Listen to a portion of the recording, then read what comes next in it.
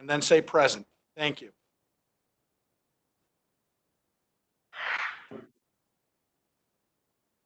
Commissioner Bradford. Present. Commissioner Carroll.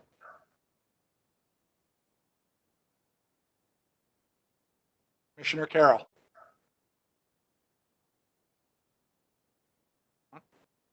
Commissioner De Laurentiis. Present. Commissioner Heisey.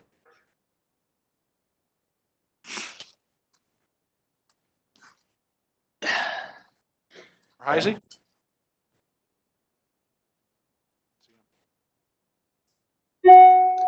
Still muted. Still showing muted, Commissioner Heisey. Commissioner Karygiannis.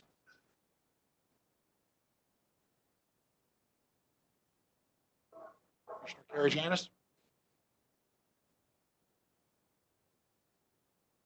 Now see Commissioner Carroll. Commissioner Carroll. Hi, present. Yeah, I was having a little audio difficulty. Thank you. Commissioner Heisey, would you like to try again?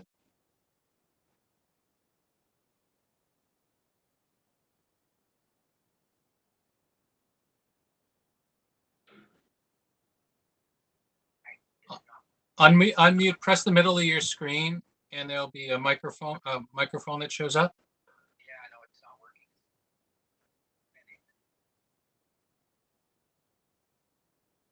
Commissioner Lalonde. Present. I'll let them know. You can actually text them. I'll text them. Okay. Commissioner McKelvey. Present. Commissioner Min Wong. Present. Commissioner Osborne. Present. So we do have quorum. I do have a visual on Commissioner Heisey at this point. Is Commissioner Karygiannis present? Okay. We are good to proceed, and we'll continue to work on Commissioner Heisey's audio connection for the time being, and we'll keep an eye out for Commissioner Karygiannis, but we do have quorum. Commissioners, may I please ask for a nomination for a meeting chair? Thank you.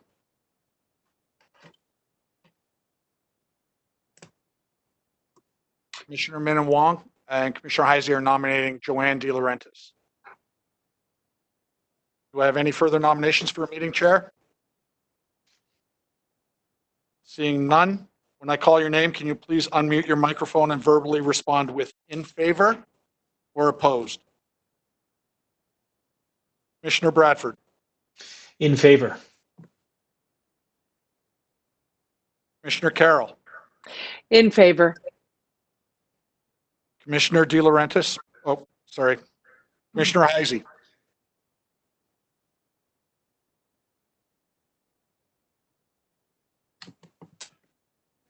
Commissioner Karygiannis, I don't know if he's there yet.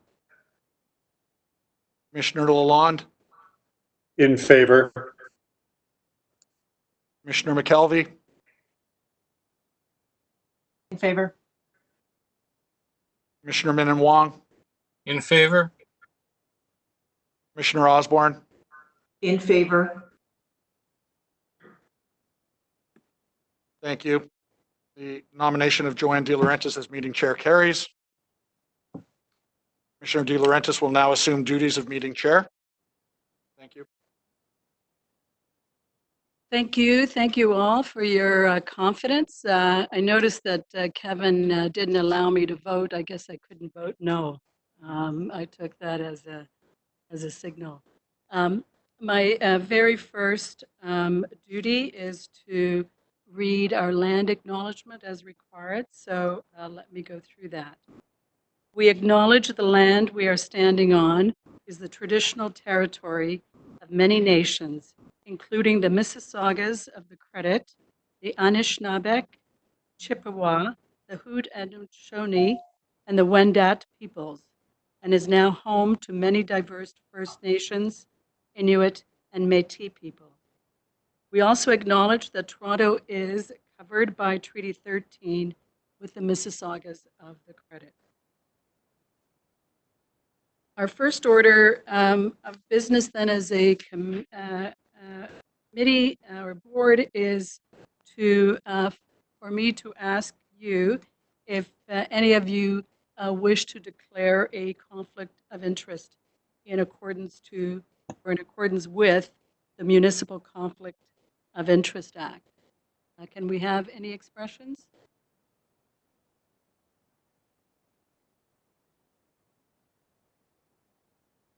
Seeing none. Okay, I'm seeing none. That's great. We can proceed with the with our meeting. Now, before we, Commissioners, before we begin with our meeting, I have a couple of things to remind us of. First, I would like to remind you that this is an open meeting and arrangements have been made to facilitate public deputations by phone. The clerk has sent you the final list of speakers. It's Alan speaking. Am I audible now? Yes, you are. Great, thanks. Good to hear your voice, Alan. Sorry about that. So as we go through the agenda today, you will be required to text requests to ask questions and to speak on items to the number that has been provided to you by the clerk. If you wish to submit a motion on an item, please email your motion to the email address that you've been provided. So let me just repeat that because it's very important for us to have a good meeting and one where you will all feel that you've had your opportunity to speak and be heard.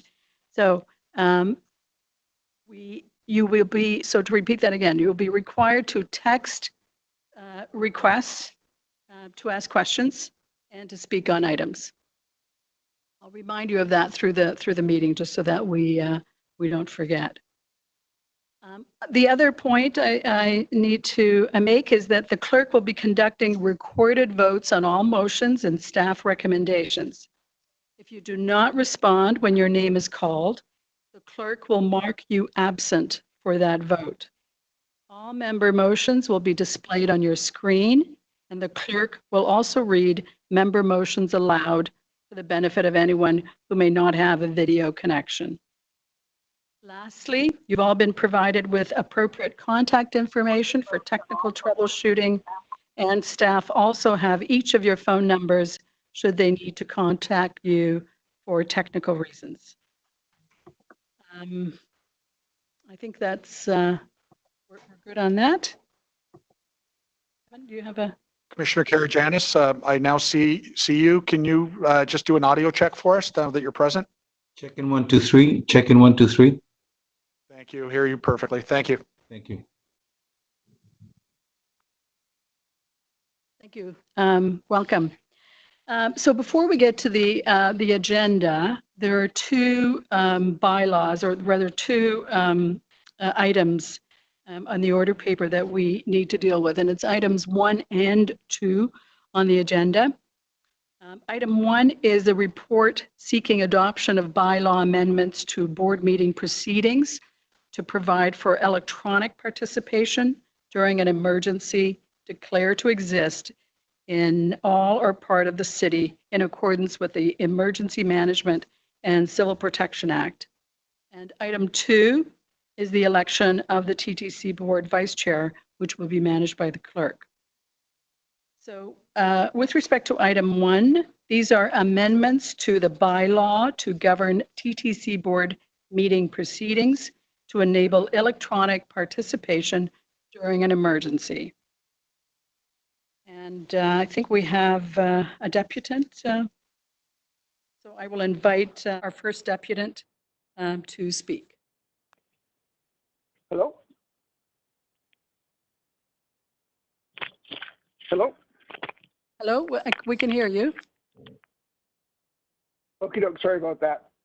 I agree with this report. The remote meetings, unfortunately, will be needed in the meeting in the future. That being said, I have a couple questions and or suggestions. The cost of this is $2,500 for the first 2 hours or $1,500 for every hour after 2. Is that Canadian or American? We should also look at future-proofing our meeting process to include phone and online deputations as we go forward.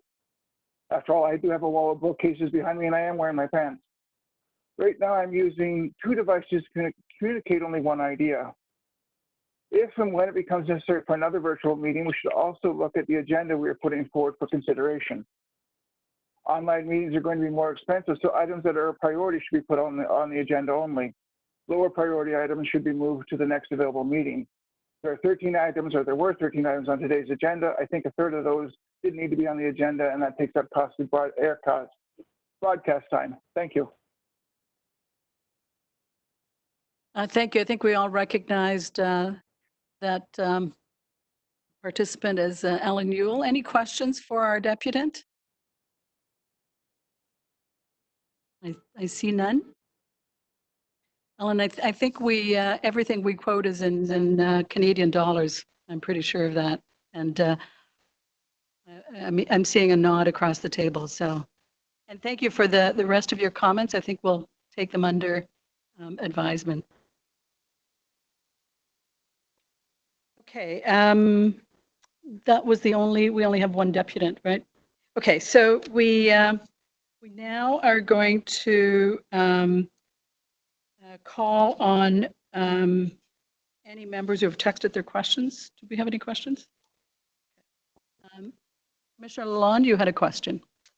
Yeah, I had a question for staff. I think the resolution says, or the changes to the bylaws specify that we're only allowed to have these meetings, electronic meetings, in a declared state of emergency.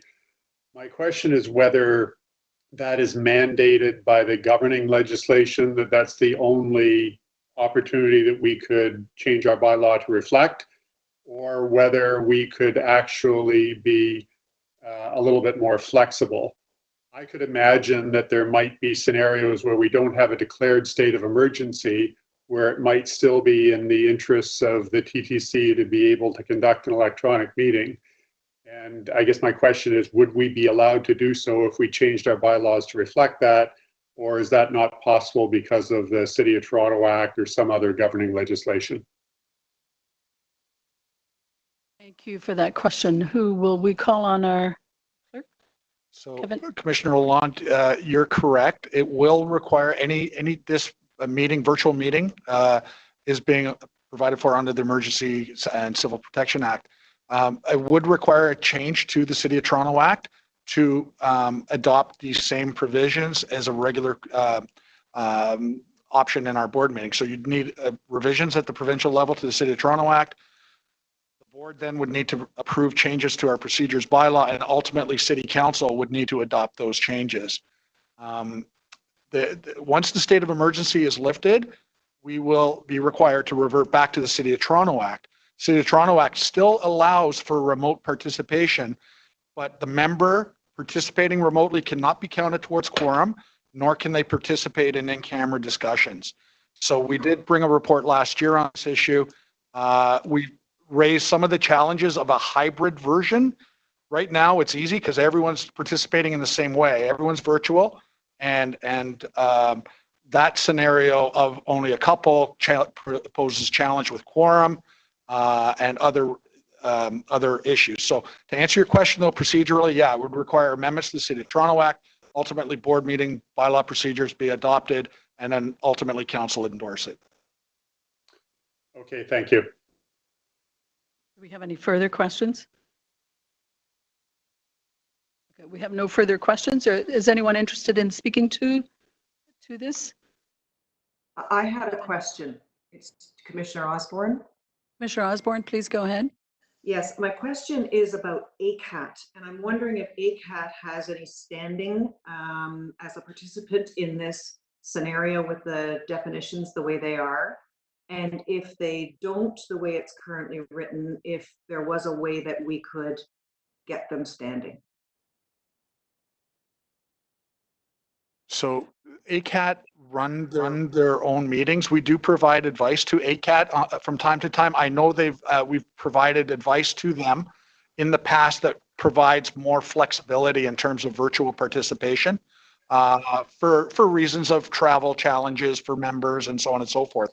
I don't support, clerks don't support the ACAT meeting. They do it themselves, but they do have more flexibility in their meeting procedures, not being part of our normal meeting procedures whereby they can participate virtually.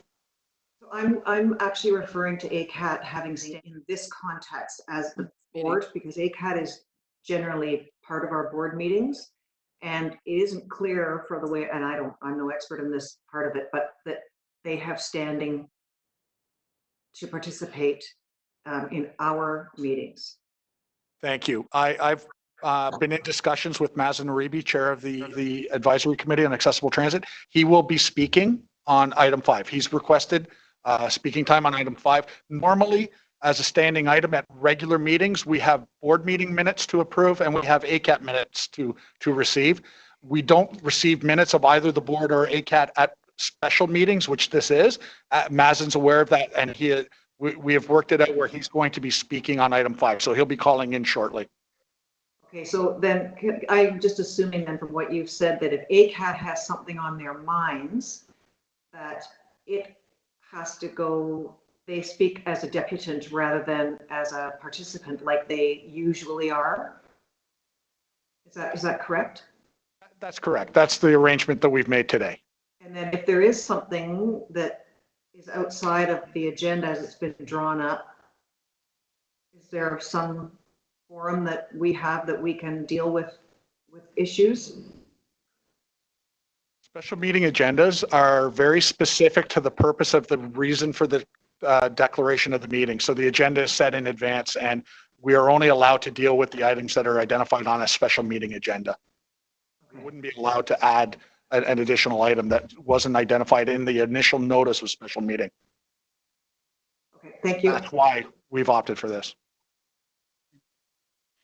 But Commissioner Osborne, if you're saying that, is there an opportunity for ACAT to present an issue to this board or raise questions, certainly through in their providing a report at a regular meeting, they generally can do that and do that. So I think we do, if your general question is the extent to which they're able to participate and advise and inform, I think that process is fairly clear. Does that? Yeah, it just, Perhaps some of the because we're in this new normal now where I don't see us reverting to our old way of having meetings anytime soon, that we don't lose their voice. That's essentially what I'm looking to. No, good point. And I think that's definitely there. And perhaps we can. There will be a lot of review, both at city council level, clerks level, boards, after these rounds of first virtual meetings to see how it worked and what changes are necessary. So something to consider, for sure. That's great. Thank you so much. Any further questions? Otherwise, we'll move to speaking. And any speakers? See none. So may I have a motion to adopt? I will move. Thank you, Commissioner Lalonde. Seconder? Seconded. Oh, we don't need a seconder? Okay. Okay, I think we need a recorded vote. I will now so conduct a you'll have to recorded be vote. patient. We're going to have to do a recorded vote for absolutely everything today. So we're going to move to that. Kevin? Commissioners, when I call your name, can you please indicate whether you're in favor of adoption of the report or opposed? Commissioner Bradford, In favor. Commissioner Carroll, In favor. Commissioner De Laurentiis, In favor. Commissioner Heisey, In favor. Commissioner Karagianis, In favor. Commissioner Lalonde, In favor. Commissioner McKelvey, In favor. Commissioner Minnan Wong, In favor? and Commissioner Osborne. In favor? Thank you. The item carries unanimously. Thank you all. We'll move to item 2, and at this point, I will turn the proceedings back over to the clerk, who will oversee the election process for vice chair of the TTC board. Thank you, Commissioner De Laurentiis. It's now my responsibility and pleasure to oversee the election process for the position of Vice Chair of the Toronto Transit Commission. Commissioners, in accordance with Section 19A2 of the Bylaw to Govern Board Proceedings, commissioners may only nominate candidates for the position of Vice Chair from among the citizen members of the board. Citizen members may not nominate and vote for themselves, and nominations do not require seconding. Citizen members may nominate and vote for themselves, and nominations do not require seconding. All nominations must be regularly moved and include the consent of the nominee. I would now like to call for nominations for the position of Vice Chair of the Toronto Transit Commission. It's Alan Heisey. I nominate Joanne De Laurentiis as vice chair. Thank you, Commissioner Heisey. Do I have any further nominations? Seeing none. Commissioner De Laurentiis, do you consent to your nomination? I do. With no further nominations, I declare the nominations closed. Commissioners, considering the circumstances of a virtual meeting, it's recommended the vote be conducted verbally. When I call your names, can you please indicate whether or not you're in favor or opposed to the nomination? Commissioner Bradford. In favor. Commissioner Carroll. Favor. Commissioner De Laurentiis. In favor. Commissioner Heisey. Favor. Commissioner Karygiannis. In favor. Commissioner Lalonde. In favor. Commissioner McKelvey. In favor. Commissioner Min Wong. In favor? Commissioner Osborne. In favor? Thank you, members. I declare Commissioner De Laurentiis as Vice Chair of the Toronto Transit Commission based on Commissioner De Laurentiis receiving a majority of the votes in a unanimous fashion. Congratulations, Vice Chair De Laurentiis. And I would just like to thank Commissioner Heisey for his work over the past 18 months or so, and very much welcome Vice Chair De Laurentiis. Well, thank you so much to all of you, the board, and in particular, Alan. I've had a pretty good teacher over the last almost 4 years, certainly 3.5 years, and perhaps unbeknownst to you, Alan, I was taking very good notes. So even having said that, though, I know I have very big shoes to fill, both in terms of understanding and comprehension of these processes. But I'm actually grateful that we're not in person, because you can't come over and yell at me. You have to do it through the system here, and we can just cut you off if you get out of hand. So be warned. But thank you again. I really look forward to doing my part. It's unprecedented times we live in, and to some extent, in one way we are unfortunate, but in another way these sorts of times present amazing opportunities, and I have no doubt that as a commission and as a team at the TTC, we will find those opportunities and come out of this better rather than the opposite. So with that, let's get started with our meeting. We have worked through all of the procedural matters, and we can now go to review the order paper of our agenda. So based on the combination of registered speakers, staff presentations, and members who've already texted in requests to ask specific questions, there's only one item that has not yet been held. That is item 9. So I'm going to proceed through individual items. We'll identify the status of each so that we're all really clear. And then we'll go back and deal with each of them. So I will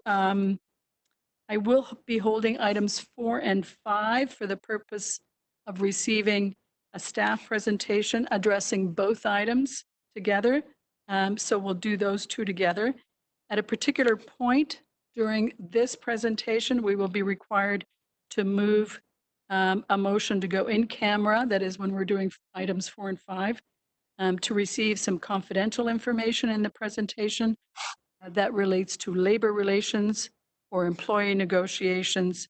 And we'll do that. We'll go in camera and then we will return to public session to commence with member questions and speaking on both items. So let me run through the order paper. Item 3, I'm holding that for a verbal update from the CEO. 4 and 5, as I've just said, I will hold. Item 6 has been withdrawn as per the notice that you will have all received.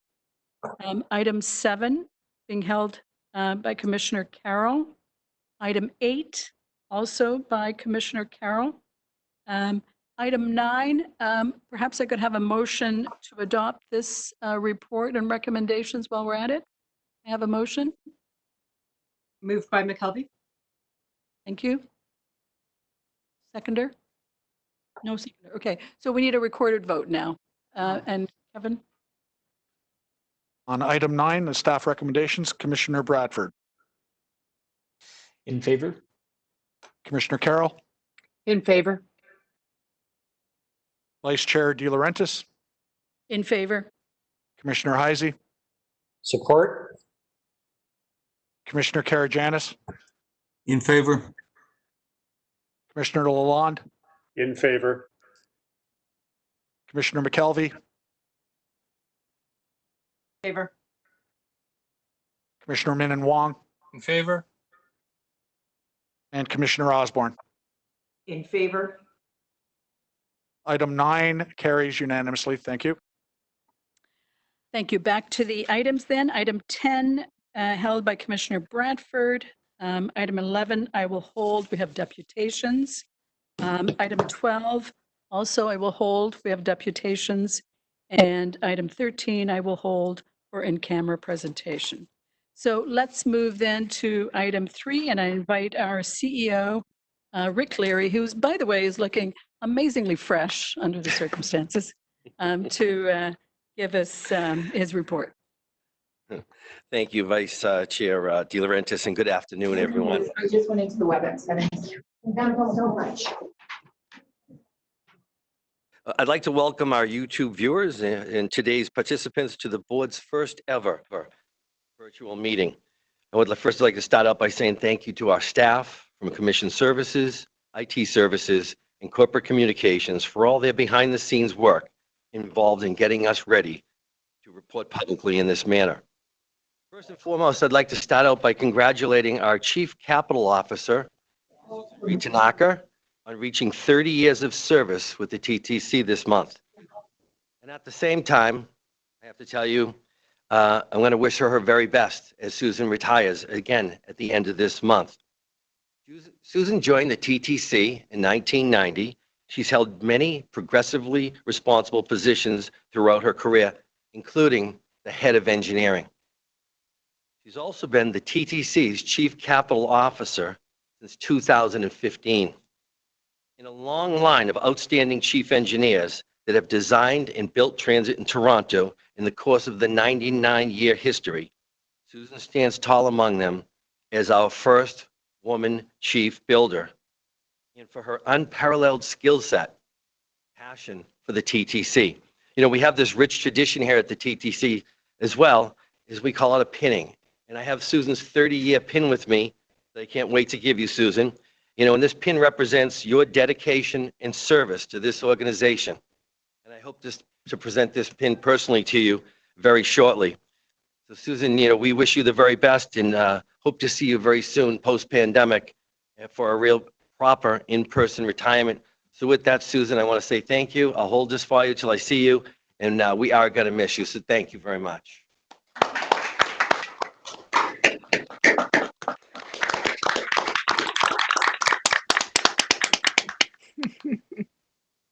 Thank you. Thank you. I think we should send some virtual hugs to Susan, right? Speaking of milestones, I'm going to move on with the honor guard. I'd like to take this opportunity to recognize another special anniversary. It's my pleasure to congratulate the TTC's Supervisor Honorary Guard on reaching a quarter century of service. Our plan was to have members of the Honor Guard here today to join us, that is, if we were at City Hall, to accept a well-deserved round of applause, but obviously these are not normal circumstances. Over the past 25 years, the Honor Guard has proudly carried the TTC colors in times of celebration and in times of sorrow. Recently, our Honor Guard marched with the parade of TTC and GO vehicles down Hospital Row on and University Ave in support of healthcare workers across the GTA. They also stood in salute over the Highway of Heroes for repatriation of Sub-Lieutenant Abigail Cowborough on May 6th. I would like to mention that Abigail's dad is an operator here at the TTC, and our hearts go out to him and his family. This group of uniformed supervisors take tremendous pride in their volunteer duties. They have represented the TTC with absolute dignity by marching in countless ceremonies and parades in lockstep with the city's finest honor guards, that being the fire, police departments. They've also stood silently and stoically at funerals of TTC colleagues. On behalf of all of us at the TTC, I'd like to extend our sincere gratitude and wish the Honor Guard continued success in future years. Now I'll turn to the CEO report and let you know that we've made a number of changes to this report. We're now reporting on bus reliability performance on our 3 different types of buses, those being diesel, hybrid, and our new all-electric buses. I'll tell you over the coming months, we'll make some adjustments to the targets that we're working towards. In addition, the vehicle cleanliness score for bus and streetcars has been broken down into pre-service and in-service, post-service cleanliness. By reporting this way, the scores will provide a better indicator of TTC performance with respect to cleaning of our vehicles and the conditions of vehicles during and after service. Finally, I'd like to keep our thoughts for our 41 TTC employees who tested positive for COVID-19. And thankfully, 15 of those have returned to work. So we want to wish everyone a full and speedy recovery. You know, I often say that our employees are our greatest asset. And since the beginning of the coronavirus pandemic, it has been the tireless dedication shown by our frontline workers and those behind the scenes that have kept the TTC resilient and reliable, and a reliable option for those within the city who rely on us most. And as the pandemic has evolved, our workforce has helped us to quickly modify operations in close collaboration with Toronto Public Health. That is to ensure that we're maintaining a healthy and safe system, we're preventing the transmission of the virus, we're managing incidents of worker wellness, protecting our most vulnerable riders. The pandemic has had a devastating impact on our transit services. Despite that, we continue to move hundreds of thousands of customers daily as safely and effectively as possible. Our plan at the moment is to maintain the service changes we have in place over the next couple of months. We've planned service in a flexible way so that we can scale up on short notice as required. Our service planning team is looking at a formal scaling up of service using different scenarios to match service to demand, again, as ridership increases.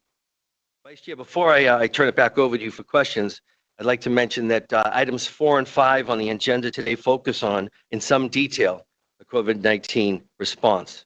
I would like to thank board members for their support over the last few months as we've worked to ensure the health and safety of our employees and customers. I'd specifically like to thank at this time a number of the councilors, Councilor Karygiannis, as well as his business community, for delivering masks to Dunkin' Shops, to Deputy Mayor Minim Wong for having us get involved in the donations from a manufacturer to our inventory, as well as Chair Robinson, who was able to source for us a local manufacturer for producing face shields. In closing, I'd also want to mention that Kirsten Watson, the Deputy CEO, has been the architect of the COVID-19 response strategy. She's planned and spearheaded all aspects of all the operations during the pandemic. And I want to let you know that I'm very fortunate to have Kirsten as my deputy, as well as all the executives here at the TTC. This is an incredible team, I will tell you. Kirsten, I just wanted to thank you personally. So thank you. So with that, Chair, I'll pass it back to you for any possible questions. Thank you. Thank you so much. So I think we have a number of questions that have been texted. Yeah, no Oh one's- my gosh, this one- okay. No one has texted in a question. You're obviously not up to your usual. I have, this is Councilor Jim Karygiannis. I got a couple of questions. Okay, please go ahead. Thank you very much and really appreciate the work that TTC and the operators and the board and management is doing. I'm wondering if we can, I'm not sure if this is the appropriate time or maybe later on. What is happening with the layoffs? I understand there was a letter that was sent to the CEO sometime today. Has there been a meeting set up with the union in order to discuss that, to examine what is happening? For you, Madam Chair, items 4 and 5 will respond specifically to all that, and we'll be going in camera as well to have a discussion. Okay, thank you very much. Appreciate it. Thank you. Anyone else with a question? Okay, anyone to speak? I think I see Commissioner Carroll, were you putting your hand up?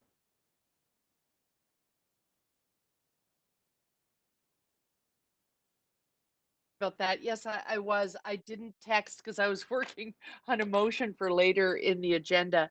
I just wanted to say that I don't have any questions since because I have the advantage of having reached out in advance to have some of my questions answered.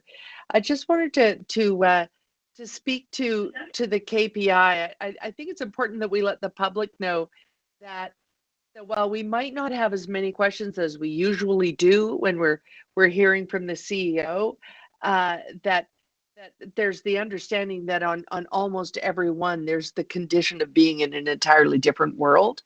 And so while there aren't a lot of questions in this report, if one tapped into the agenda and just read the KPI, they might think that we don't have a lot of concerns, but in fact, they are also intertwined with items 4 and 5 that I think the consideration that the writers would expect us to have are going to come later in the agenda.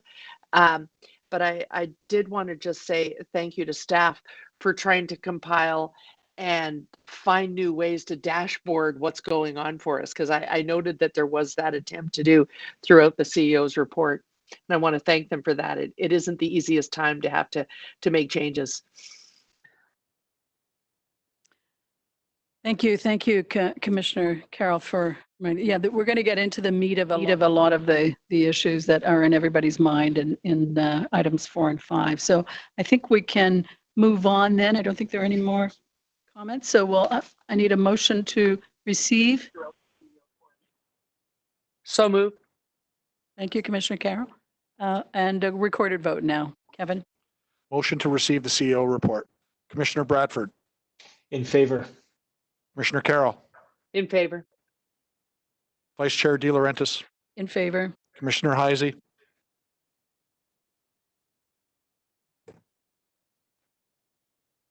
Commissioner Heisey, receipt of CEO report.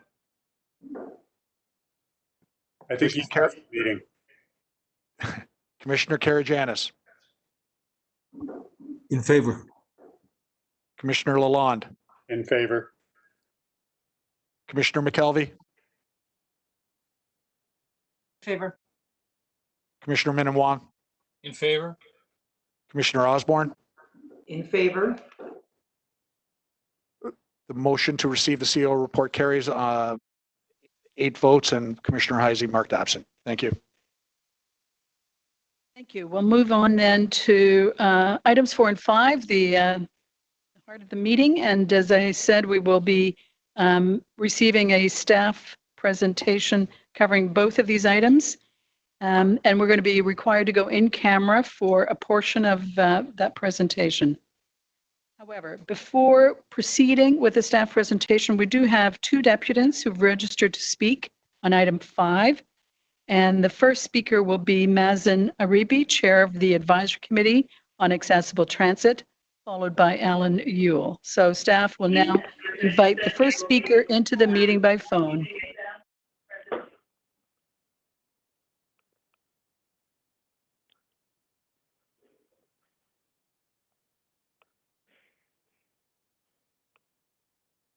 Mazen, if you're on the phone, you're clear to proceed with your speaking.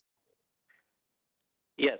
Repeat Chair of the Advisory Committee on Accessible Transit, followed by Alan Yule. So staff will now invite the first speaker into the meeting by phone. Good afternoon, everyone. Hope everyone is doing okay. Welcome, Sorry, I'm a bit Mazen. nervous.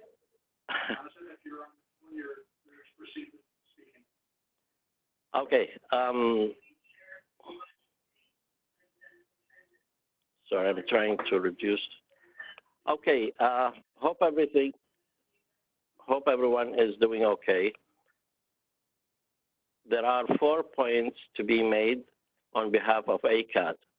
But first, we would like to acknowledge the very difficult yet commendable time the TTC board and TTC and staff have endured during this pandemic, and the efforts made to keep its customers and staff safe and well. Any future plans, procedures, policies, whether short or long-term, that may impact accessibility, ACAT would like to continue being at the table and part of these discussions before final decisions are made.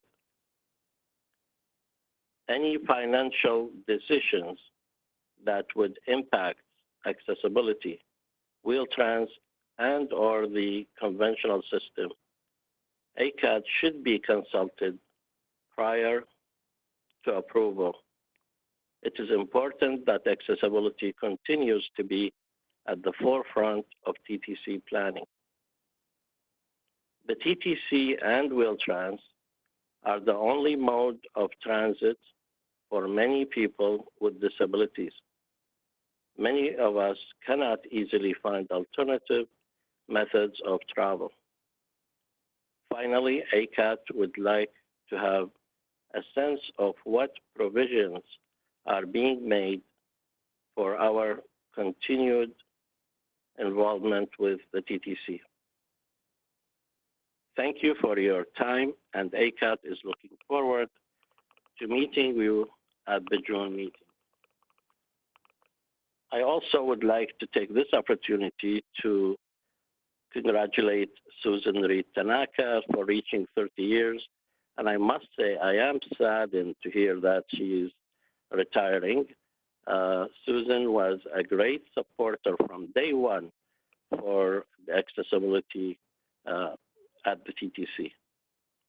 We wish you the best of luck, and we really appreciate all your work that's been done throughout the years. Thank you. Thank you, Mazen, for those thoughts and your question. Any questions of our speaker? Seeing none, thank you so much. Let's move to our second participant, Mr. Yule. You'll be called upon to speak next.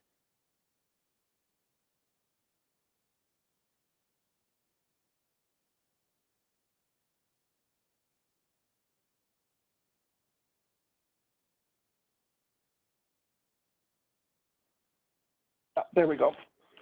I know this is out of order, but I'm just curious, was a declaration of interest called for at the beginning of this meeting? I didn't hear it. As to the presentation, you should have a copy of it in your package. Yes. It is titled, "The Horse is Bolted, Quick, Close the Door." As of last Sunday, the TTC has started to reduce its service levels by 15% compared to the levels we put out in April and March. Unfortunately, with ridership being down, we still cannot put up service that meet our target levels. So with most businesses closed or working from home, we still can't meet service target levels on 2/3 of our vehicles or routes. Based on 2018 TTC stats, Up to 80% of our subway passengers, those on lines 1 and 2, are not getting targeted service levels for those trips during COVID-19 ridership reduction. So with such an abysmal scorecard, and even before this meeting, we've announced cuts of 15%. Full disclosure, I don't work for ATU 113, and obviously I don't work for the TTC. If a report had been brought before this board 6 weeks ago, I would have supported it. I would not have been happy about it, but 6 weeks ago it would have made sense. But now the damage has already been done. Toronto is busier now than it was on April 23rd when these layoffs and cuts in service were announced. Toronto is busier this week than it was even last week. People are scared to get back onto crowded TTC vehicles and try to social distance while they go to work. We need to have as many of our vehicles as possible on the network. This will help Toronto workers feel as safe as possible as we start to get our city and province back to work. I am not that naive to think that there is a magic pot of money that is going to solve all of our problems. It's going to take federal, provincial, municipal funding increases to help fix this. It's going to take a deferral of planned service increases to help fix this. It's going to take a hiring freeze for the remainder of the year, and even hiring plans that have already been approved from the TTC 2020 operating budget to help fix this. It's going to take a deferral of other projects that are funded through the TTC's operating budget to help fix this. Unfortunately, this will likely mean another fare increase that may be needed to help get us out of this financial hole. There are members of this TTC board that were city councillors when the City of Toronto requested that the TTC be deemed an essential service by the province. Well, folks, essential service is a two-way street. If they can't strike, well then, I suspect St. Mike's as well as other hospitals have been experiencing higher than expected labor costs in the past few months. TPS, EMS, and the whole COVID-19 list of alphabet agencies are likely to have higher than the budgeted labor costs as well. To the best of my knowledge, Ontario COVID-19 alphabet agencies are not currently laying off their key frontline employees. I'm extremely disappointed this report was not ready until today. I'm utterly dismayed that it's being classified as having confidential attachments, as this report contains information about labor relations and employee negotiations. So unless you are naming persons, the names of persons that may or may not have already received their pink slips, then this shouldn't be considered an in-camera issue. Unless you are naming the names of persons that may or may not have been escorted off TTC property in the past week or so, then this report should not be considered an in-camera issue. The fiscal costs of what these benefits, for what benefits and payout costs that may or may not be incurred will be discussed in camera. That should not be considered an in-camera issue. Well, I know a lot of these details that you'll be discussing. I will not violate the sanctity of your purple sheets. But remember, the TTC has a fare box recovery ratio of 67%. The public is the major funding source for the TTC operating budget, and they should know what the costs of these plans are. Thank you. Thank you, Mr. Ewell. Any questions of Mr. Ewell? Seeing none, we'll move on then. I'm going to invite Kirsten Watson, our Deputy CEO Operations, to introduce the item. And over to you. Thank you, Commissioner. Good afternoon, Commissioners. Our next item is a presentation on the TTC's response to the pandemic. It is an overview of the challenges we've faced and how we've managed the multitude of issues. It goes without saying there has been no playbook. To echo Rick's comments, we've had to be flexible as things change daily, if not hourly. As time seemed to stop and fly by in the same instance, we pulled together as a team to solve the problems in the moment. The depth of leadership across all levels of this organization has been our strength. We've been responsive, agile, and truly pulled together to ensure we continue to deliver service safely and reliably for our customers when they needed us most. I will introduce our presenters today. Betty Hasurgeon, our Chief Safety Officer, will begin the presentation. Betty has been our lead executive on all safety issues arising from the pandemic. Betty's leadership cannot be understated. She has been relentless, decisive, and a constant voice of reason throughout. She has represented the TTC on the daily calls with the city and agencies and has been our lead, working closely with Toronto Public Health. She will give you an overview of the timeline, key decisions, and initiatives.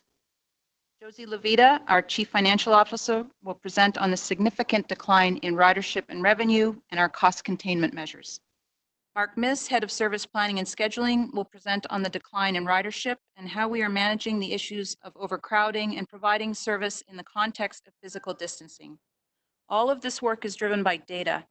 The service planning team has made tremendous advancements in data analysis, and as will be outlined, we are using it to inform planning and to respond to daily operational challenges. As you are aware, the low ridership and impact to our operating budget has led to the difficult decision to lay off transportation employees. We publicly stated the layoff would impact approximately 1,000 operators. Throughout the pandemic, we have been meeting with the union both formally and informally to discuss various issues from PPE to impacts to service to working together to address overcrowding. We've had several discussions on the issues of layoff and potential for redeployment. And while not part of this presentation, Gemma Piamontes, Chief People Officer, and I will provide an update on labor relations in camera. While this presentation will explain where we've been, we also want to discuss where we're going. Rick will discuss our planning on recovery and rebuild as the province and city gradually reopen. Finally, before we begin, I'd like to take this opportunity to say a few words to our employees. As Rick said, we have had 41 employees test positive for COVID. Thankfully, all have recovered or are recovering. But we know that TTC employees have lost loved ones to the virus, whether in Canada or overseas, and we extend our deepest sympathies to those employees and their families. I also want to extend our sincere thanks and admiration to all TTC employees. TTC employees continue to keep the service running, vehicles and stations clean, move our customers, and keep them safe. Our sincere thanks. I will now ask Betty to begin our presentation.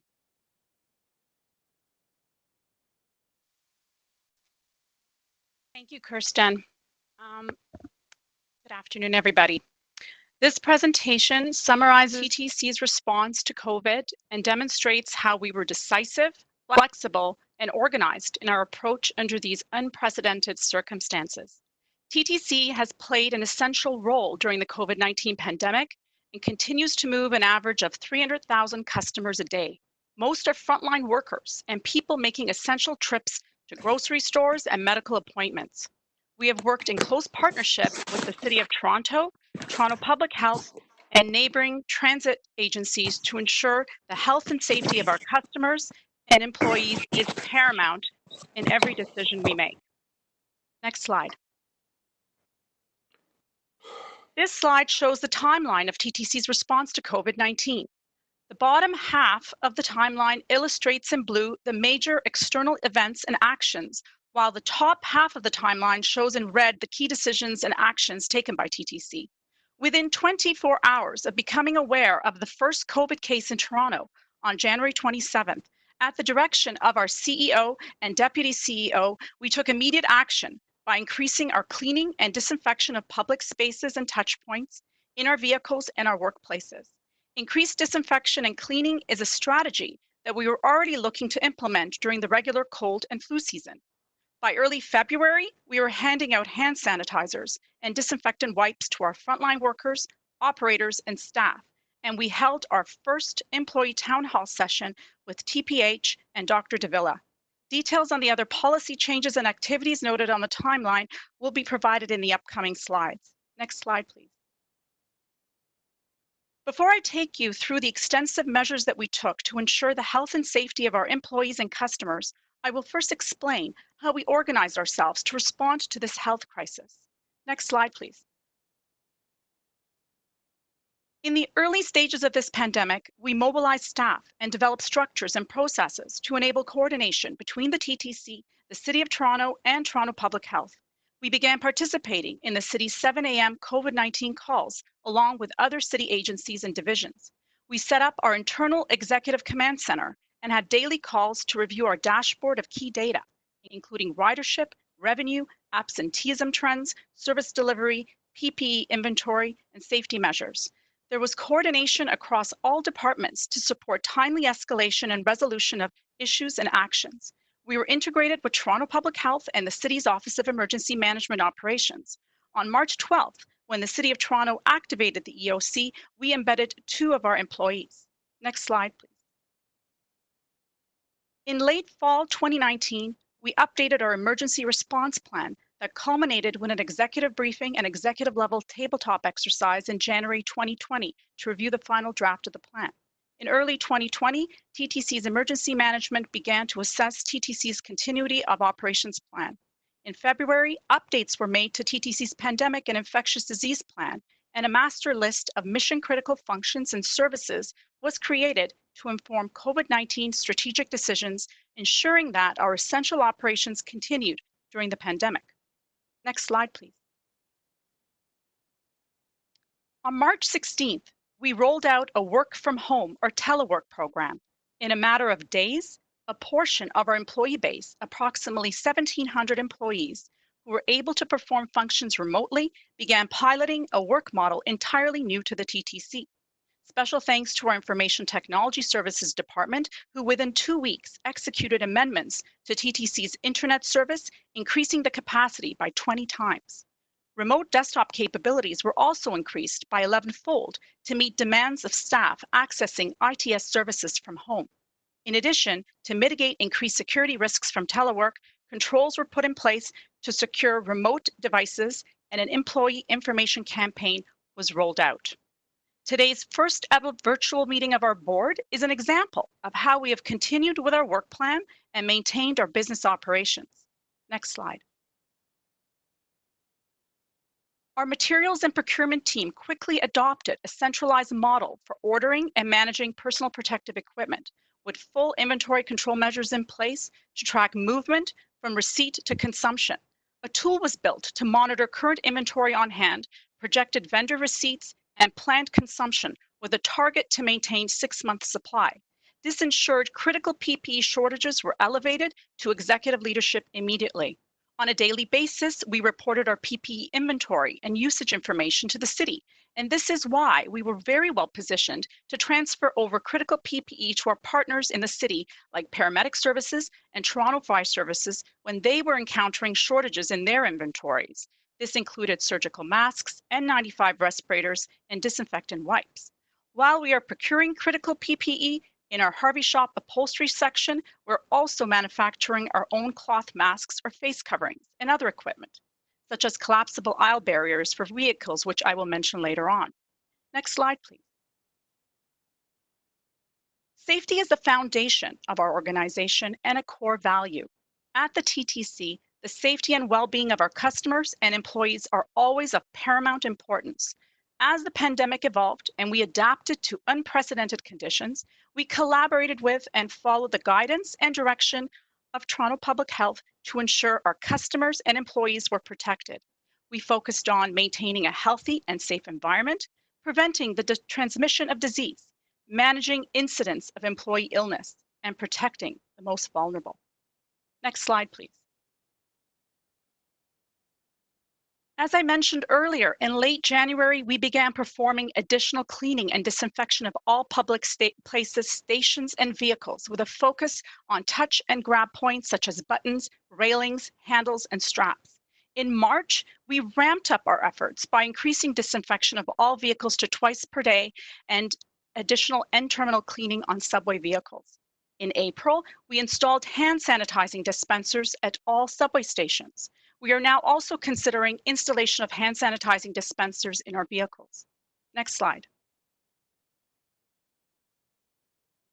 On January 28, hand sanitizers and disinfectant wipes were provided to all operating staff who do not have access to hand washing facilities. In March, a policy was put in place permitting employees to wear a face mask. On the weekend of April 18th, bus operators received their masks along with their gloves, hand sanitizers, and disinfectant wipes. We have now provided face coverings to all of our frontline workers, including operators, and also our maintenance workers, to be used when physical distancing can't be maintained. In April, we also made the use of operator protective barriers on our buses mandatory. As additional protection, we've also now started handing out face shields to be used when our operators need to leave the cab area and assist customers, for example, when securing customers in a mobility device. Next slide, please. For areas of the TTC where working from home is not possible, in our garages, car houses, divisions, shops, we established physical distancing plans. We made modifications to work practices, such as staggering employee breaks and lunch times to minimize employee overlap in common areas. We reduced lunchroom furniture and spaced out existing furniture, adding in separators so that employees can maintain at least 2 meters from each other in these spaces. Whenever possible, we utilize satellite reporting locations to minimize the congregation of large groups at the beginning and end of shifts. Audits are also being conducted at work locations to ensure adherence to physical distancing requirements. Next slide, please. On March 23rd, we made a number of operational changes to protect our bus operators. We introduced a rear door boarding policy, but still allowing customers to board at front door if they require the accessible ramp to be deployed or have other accessibility needs. We stopped accepting payment by cash, tickets, or tokens, and operators stopped handing out paper transfers. We made vehicle modifications, including blocking off seats on buses, streetcars, and subways to allow customers to continue to practice safe physical distancing while traveling on our system. Collapsible aisle barriers on vehicles were rolled out on April 8th to further enable physical distancing. These are those barriers that Harvey Shop produced in short order, and they were installed on buses at a rate of 150 per day. We also have floor decals on station platforms, which also help to promote physical distancing. Next slide, please. On March 18th, out of concern for the health and well-being of our employees and to reduce the burden on the healthcare system, we suspended the requirement for employees to provide sick notes. We put up self-screening posters at all entrances to work locations to assess symptoms. Our transit control center and Wheel-Trans operations are also on the list of the city's priority sites for active screening. Working with Toronto Public Health, we arranged for priority COVID-19 testing for TTC frontline workers prior to the province expanding the criteria used to determine priority testing. We also established a standardized process for responding to employee-positive COVID-19 results, which involves a joint investigation with Toronto Public Health. As Rick mentioned earlier, as of May 13th, as of today, a total of 41 TTC employees out of a staff of almost 16,000 have tested positive for COVID-19. We've had 15 employees who have recovered and returned to work. Next slide, please.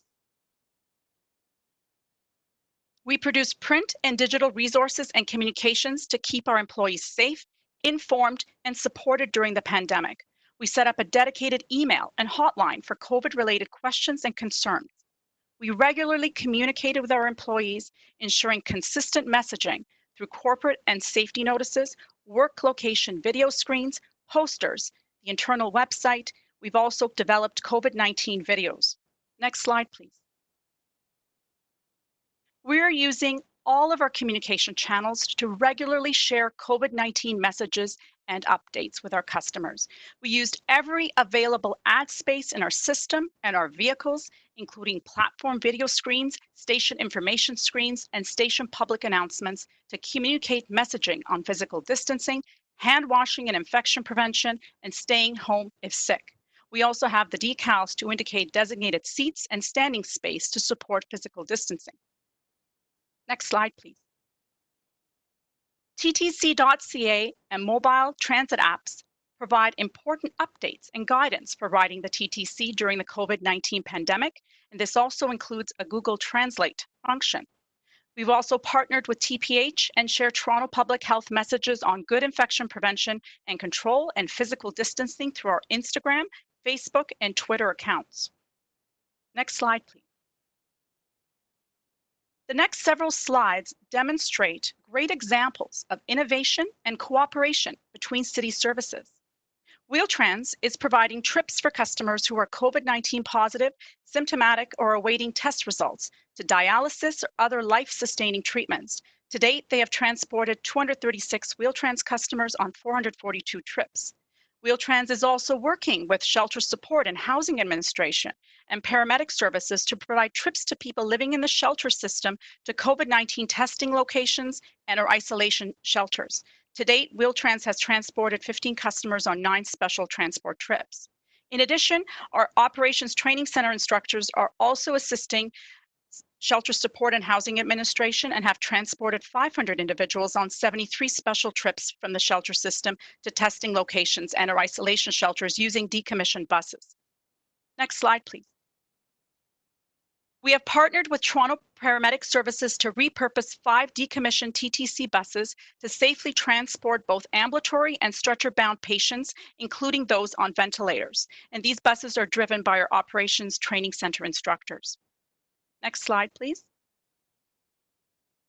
TTC Special Constables are working closely with the city's Streets to Home program to support the homeless population. Special Constables and Streets to Home staff are safely guiding people off of our vehicles to discuss best supports for them. This includes supporting referrals to shelters and respites where available, providing info regarding COVID-19, including self-assessment tools, and providing mental health assistance or intervention. Next slide, please. Fare inspectors have been deployed to stations to assist with customer service and to help people navigate through the station. This concludes my portion of the presentation. I will now pass it on to my colleague, Josie Levita, who will present the financial impacts arising from COVID-19. Thank you, Betty, and good afternoon. I'm going to spend the next few minutes outlining the financial impacts that we've experienced and estimated to Labor Day, and highlight our response to help mitigate that. The subject of our report today as item number 5. Next slide, please. So with the various provincial and city announcements made in mid-March that effectively closed the economy for all but essential services and requested the public to shelter at home, we immediately began tracking and analyzing our ridership and revenue using our Prestone financial data and monitored it daily through our COVID-19 dashboard. In just a matter of a few weeks, what we saw is a ridership drop by 71% and a revenue drop by 75%. And since then, both have stabilized around 86% below normal pre-COVID levels. Next slide, please. Our Presto TAP data has shown similar trends. By the end of April, our TAPs dropped by an average of 86%. This means that we've seen a daily ridership drop from about 1.7 million rides per day to roughly about 240,000 rides per day. By mode, we can see that the greatest decline has been in our subways, followed by our streetcar and Wheel-Trans services, with fewer commuters and seniors traveling. Our Presto TAP, along with our boarding data, has helped inform our safety and service responses. Next slide, please. So what has this meant for our financial situation? We have 2 key drivers that are impacting our financial position: our revenue losses, as well as those incremental costs for our pandemic response, as Betty has just presented. Our revenue loss is by far our greatest contributor, with passenger revenue making up 63% of our funding. 86% decline translates into about $88 million per month of a loss. And add to that the estimated loss in commuter parking revenue of approximately $2 million in total value based on current trends. That's a $90 million loss per month. Managing the continuity of our essential service and ensuring the safety of both our employees and transit riders results in an incremental $2 million cost per month, or about $15 million estimated to Labor Day. We are seeking the board's endorsement of these unbudgeted costs. Combined TTC shortfall is currently set at $92 million monthly. Next slide, please. So given this unprecedented revenue decline and the additional response costs, TTC leadership early on developed a cost containment strategy, starting with pausing all hiring. This strategy consists of 4 discrete actions. Firstly, we constrained our expenditures. So while we focused on our labor costs, we also had some discretionary spending that was halted. We matched service capacity to demand, and we examined both our Wheel-Trans service and our conventional service. And we established a demand responsive service plan that accounts for physical distancing and social equity. And with that, we realigned our workforce to meet the most critical needs. strategy is outlined in our confidential attachment that we will discuss further. The third thing we did is we assessed the impact of COVID on the implementation of our newest service priorities and looked at where we needed to adjust the funding for those. And finally, we reviewed our capital program also to determine what may be delayed due to COVID-19, but also what may be moving ahead of schedule. Next slide. So how do these actions help our financial position? Without any action, our financial impact is estimated at $21 million per week, $92 million per month, or roughly $520 million by Labor Day, based on current trends and assumptions. On the operating side, our actions will see the shortfall reducing to $16 million per week, $69 million per month, or just over $400 million. The capital deferrals that are before you for consideration of $208 million allows us to permanently reduce our 2020 capital budget by $116 million for project funding pushed out beyond 2029. This is equal to the 2020 provincial gas tax allocation that can be released and redirected to the city's recovery fund and used to further mitigate TTC's financial impacts. With this action, our weekly shortfall is reduced by almost half to $11.4 million per week, $50 million per month, or almost $300 million by Labor Day, based on these current trends and assumptions. And even so, what remains is still a significant fiscal pressure for both the TTC and the city. These actions do not provide fiscal relief. Next slide.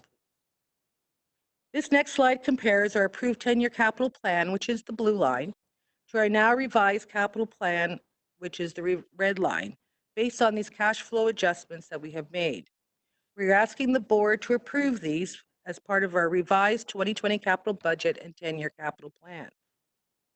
The financial impacts and the results of our cost containment strategy are wholly dependent on the pace and approach to reopening the economy, the need for continued safety measures, and of course, service demand.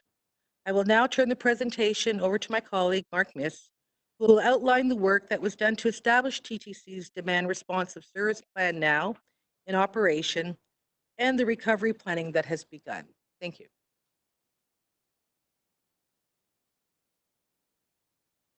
Today, I will share the TTC's service plan during the COVID pandemic, which was implemented in late March and will continue to operate through May and June.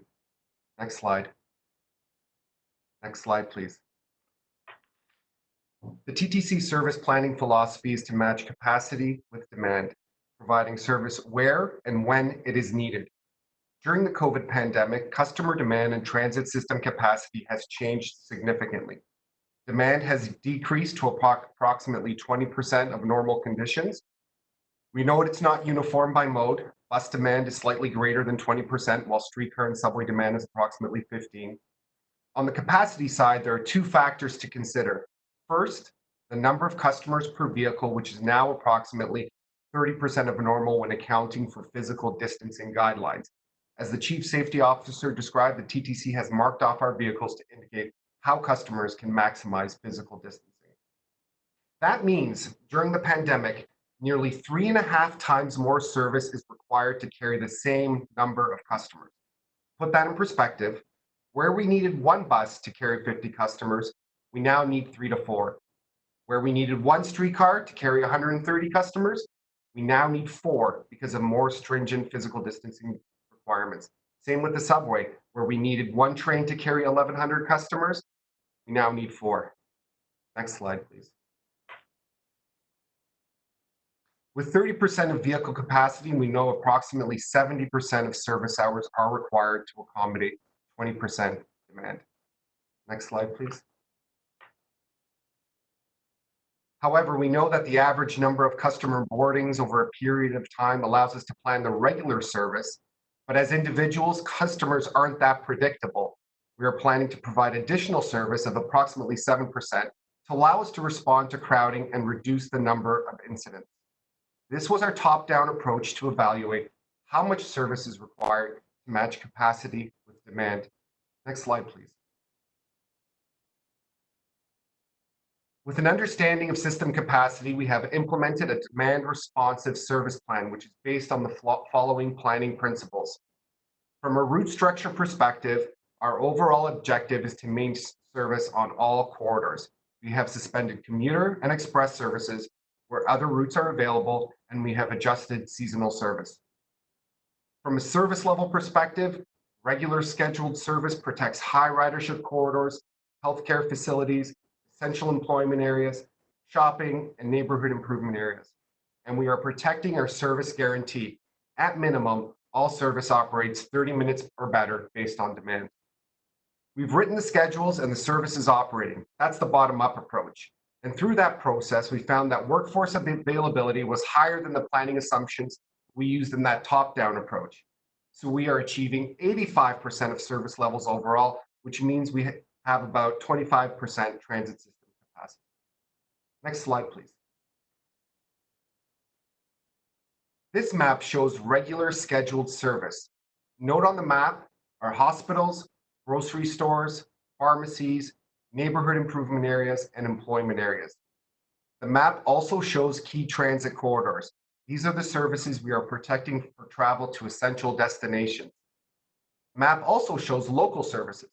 These are the services that continue to operate at a base level of service.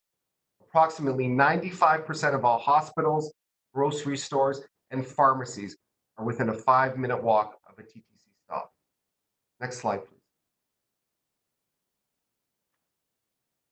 As noted, demand responsive buses or flexible run as directed buses are operating to dynamically respond to crowding. This map shows bus departure loads at the stop level. As you can see, the larger the circle, the greater the demand. This GIS-based tool is used to determine where to deploy these flexible buses. The goal is to ensure they are deployed where needed to minimize crowding. Next slide, please. The GIS tool is also able to indicate where crowding is occurring, as I noted. On this map, blue is less crowding, red represents some crowding, yellow represents more crowding. We've used this tool to measure our performance and take corrective action. Next slide, please. And we've seen promising results. As seen on the chart, the blue line represents average estimated daily boardings, and the red line shows number of bus trips with 15 customers or more at any given time. As you can see, crowding has decreased from approximately 22% of bus trips at the start of the COVID pandemic to approximately 5 to 6% since the week of April 6th. That means for over a month, nearly 95% of bus trips are not crowded. Based on other passenger counting tools, we believe streetcar and subway services are performing the same, if not better. Next slide, please. As noted previously, we require 3 to 4 times the amount of service to carry the same number of customers. That means at 20% demand, 70% of service is required. At 30% demand, 100% of service is required to maintain physical distancing. We have been conducting ongoing customer surveys to understand trip behavior, travel patterns, and customer attitudes. With this customer information, ridership data, and ongoing discussions with the city and province on how businesses and activities will reopen, we are in the process of developing a service recovery plan that allocates resources where they are needed and when they are needed. With that, I'll ask Rick to provide the closing remarks. Thank you. Thank you very much, Mark. Thank you to Betty and Josie and Kirsten as well. I would say that we all look forward to the day when we look in the mirror and this is behind us. But the slide in front of you shows the TTC has been actively engaged with senior levels of government to advise on the fiscal impact that COVID-19 has had on TTC operations. We have been working with our peer transit agencies, as well as CUTA, the Canadian Urban Transit Association, and OPTA, the Ontario Public Transit Association. We have been jointly presenting the impact of the pandemic on transit ridership and revenue across the country, and impressing upon senior levels the importance of public transit in moving essential workers and for the successful reopening of the economy. Advocacy efforts undertaken by the TTC complement the work of the City of Toronto and the Federation of Canadian Municipalities seeking federal funding support for municipalities. The other focus of the intergovernmental activity has been sharing amongst our peer transit agencies the policy changes, safety measures, and operational practices put in place to respond to this pandemic. This work continues as all transit systems are returning their mind to recovery with the gradual reopening of the economy. On the next slide, in late April, the province introduced their framework for reopening the economy. There are 3 phases: protect, restart, and recover. We've been in the protect phase for these last 2 months, and the TTC, as you have seen, has implemented many measures to protect the health and safety of customers and employees, as outlined earlier by Betty. The restart phases involves the gradual reopening of businesses and activities in 3 stages. The last slide will be, people ask all the time, when will the TTC be at 100% again, and what will it look like? And that's the million-dollar question. There have been a number of factors that go into determining that, and many are outside of the TTC's control. But we are working closely with the city's new Office of Recovery and Rebuild to understand what the coming weeks and months will look like. We're continuing to match service to demand in real time, as Mark had indicated during his presentation. Our subway network and streetcars have some room to accommodate capacity while maintaining good physical spacing between riders. Our bus network, where many key routes are serving dense residential and employment areas, are monitored closely to ensure that we're offering safe trips for both our customers and our operators. How our service looks will be subject to the pace at which the province reopens the economy, as well as guidance from Toronto Public Health. We continue to work with the city's Office of Recovery and Rebuild and the province to develop these precise plans. However, the road ahead will be determined by many factors beyond our immediate control, and the impact will how we refine the services that we provide. We know there are still a lot of questions about the return of normal. I'm going to say, so to speak, of what future normal is, and we're working to get those answers for everyone. And I'm talking about the simple questions of the steps that we've taken over the course of the last few months. What will be the cleaning regimen for the TTC in the future? When will we do the resumption of fare inspections on streetcars? When will we return to handing out transfers on vehicles? When will we return to using the front door of buses and collecting cash in the fare boxes? And when will we remove decals from seats? The one thing is certain that COVID-19 has brought with it many questions and many uncertainties. But now it's vitally important that we all, as our employees and customers of the TTC, continue to be personally vigilant and keep doing those basic things that are preventing the spread of COVID-19. And I am going to mention them. Wash your hands frequently and use hand sanitizer. We have it everywhere at the TTC. Avoid touching our eyes, nose, and mouth. And then when it comes to sneezing and coughing etiquette, we remind people to do that within their sleeve or their arm.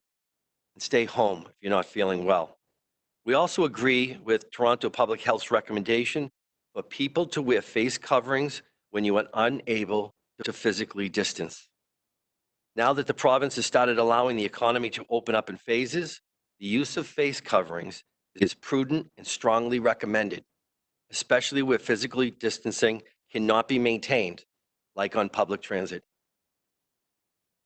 While we may not have all the answers that the board and the public are asking today, we want to assure you that staff are working hard on many fronts and at many tables to gather all the facts and provide you with the details to the most informed decisions that are ahead of us. I also want to take a minute and thank all 16,000 employees at the TTC. These last few months have been nothing like any of us have ever seen or experienced before, and yet all the employees stepped up. And again, I'll mention they are our greatest assets. We are steadfast in our mission to provide safe, reliable, and resilient service to our customers and to the vast communities we connect. This is a great organization because of the people that work here. A full report to the TTC on the TTC's recovery plan is scheduled to be presented before this board at the June meeting. Vice Chair, that concludes the presentation and my remarks, and I would suggest that we go in camera now so we can hear from Gemma Piemontes and Kirsten Watson on personnel matters regarding labor issues. Madam Chair, I have some public questions. It's it's Commissioner Minnan-Wong.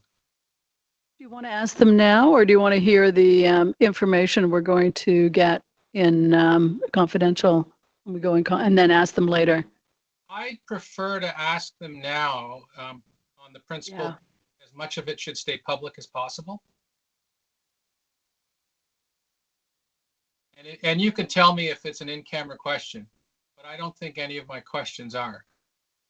Okay, just for clarity, and since most of us are not in the room, I have to say my preference would be if we could hear the information that we're going to hear in camera, and then when we come out, we would have all of the questions so that there's a certain clarity and continuity, if that's acceptable. I'll defer to you. All I would suggest to you why that might not be the right approach is I don't want to be in a situation where I don't ask the question in camera because I think it's a public question, and then we come out of camera and then you say that's an in-camera question. That's the awkwardness of it. Whereas if I ask the question now, then you could say that's an in-camera question and we can go in camera. Okay, well, I think I want to be flexible, and so let's go to questions. So you're on, Commissioner. Thank you, Madam Chairman. And so this is to Mr. Leary. So how, of the number of operators, we're planning to lay off how many? Through you, Madam Chair, we've identified up to 1,000 at this point. Identified 1,000. So how does that impact service? Through you, Madam Chair, during the course of the pandemic, we knew that we were providing about 70 to 90% of service on a regular basis. Working with the union, we rewrote our schedules to accommodate the actual schedules that about what we were delivering. And as Mark had said, it's that 80 to 85% range. That allows us to look at the fact that we have a surplus of operators. Great, thank you. My next question is related to, so we're trying to keep in the range of providing the same level of service, but we've got a burn rate, I think it's in the report, is still of $69 million, yes? A month. 92, wasn't it? No, because they've got some some savings in there too, yeah?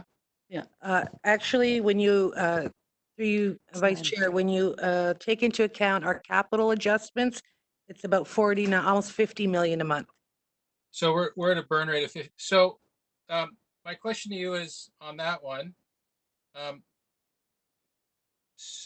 if we were any other sort of organization with a burn rate of 50 million a month, we'd be taking more dramatic steps to lower that number. So I'm just wondering, what's the plan to reconcile the 50 million a month that we're losing? Are you going to come back to us with options?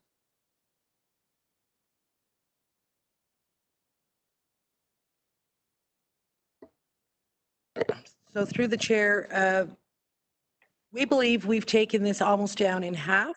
Any other kinds of adjustments would have a dramatic impact on service and staffing, and it would require a plan to come forward.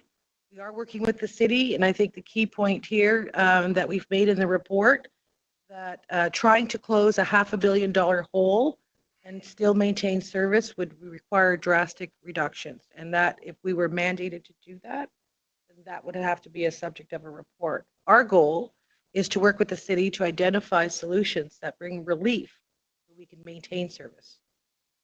Has management considered any steps that they could take to further, maybe not eliminate that, Madam Chair, but to lower it? Because 50 million a month is still an ugly number.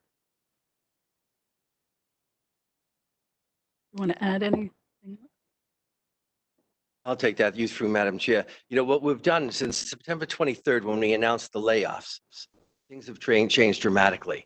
The announcement from the province of reopening, we were looking at scaling at that point. And right now, what we're looking at, and you'll hear in camera, is we're going to do a phased approach as we work our way up to that reduction in staffing. So my next question is with regard to staffing. So, yeah, it's from the information here, you've limited your, the staff reductions to operators. Have you looked at back office functions? The example I'll give you is the legal department as an example. All the courts are closed. Do we need as many lawyers working for us right now? Have we looked at the IT department? We're not doing as many capital project funding.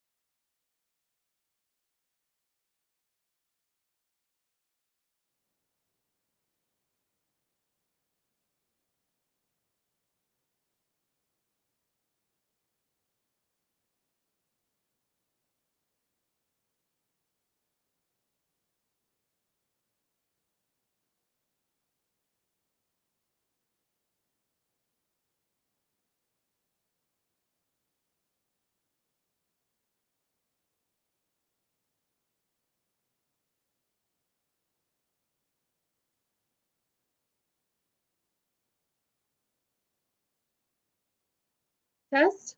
Test 1, 2? Yeah, of course.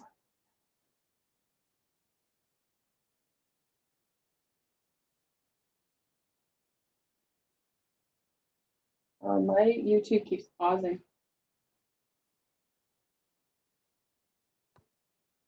So checking with host to make sure that the YouTube audio is now working. Yeah, I heard it. You heard it on the YouTube? Are we back? So we're good? Confirming we are back with YouTube. Thank you. Thanks very much. Okay. If Commissioner Carroll's still there, apologies for the interruption. We can resume now. Thank you. Okay, I forget the question. No, my That was the idea. No, just kidding. no, my question was for the initial presentation by Betty. I'm just turning my camera back over here. You went through the incidence of COVID infection with our staff, and I'm wondering if the numbers you quoted us, are those just based on staff that healthcare went on to actually test, and the staff members now recovered, or ones who were tested and recovered?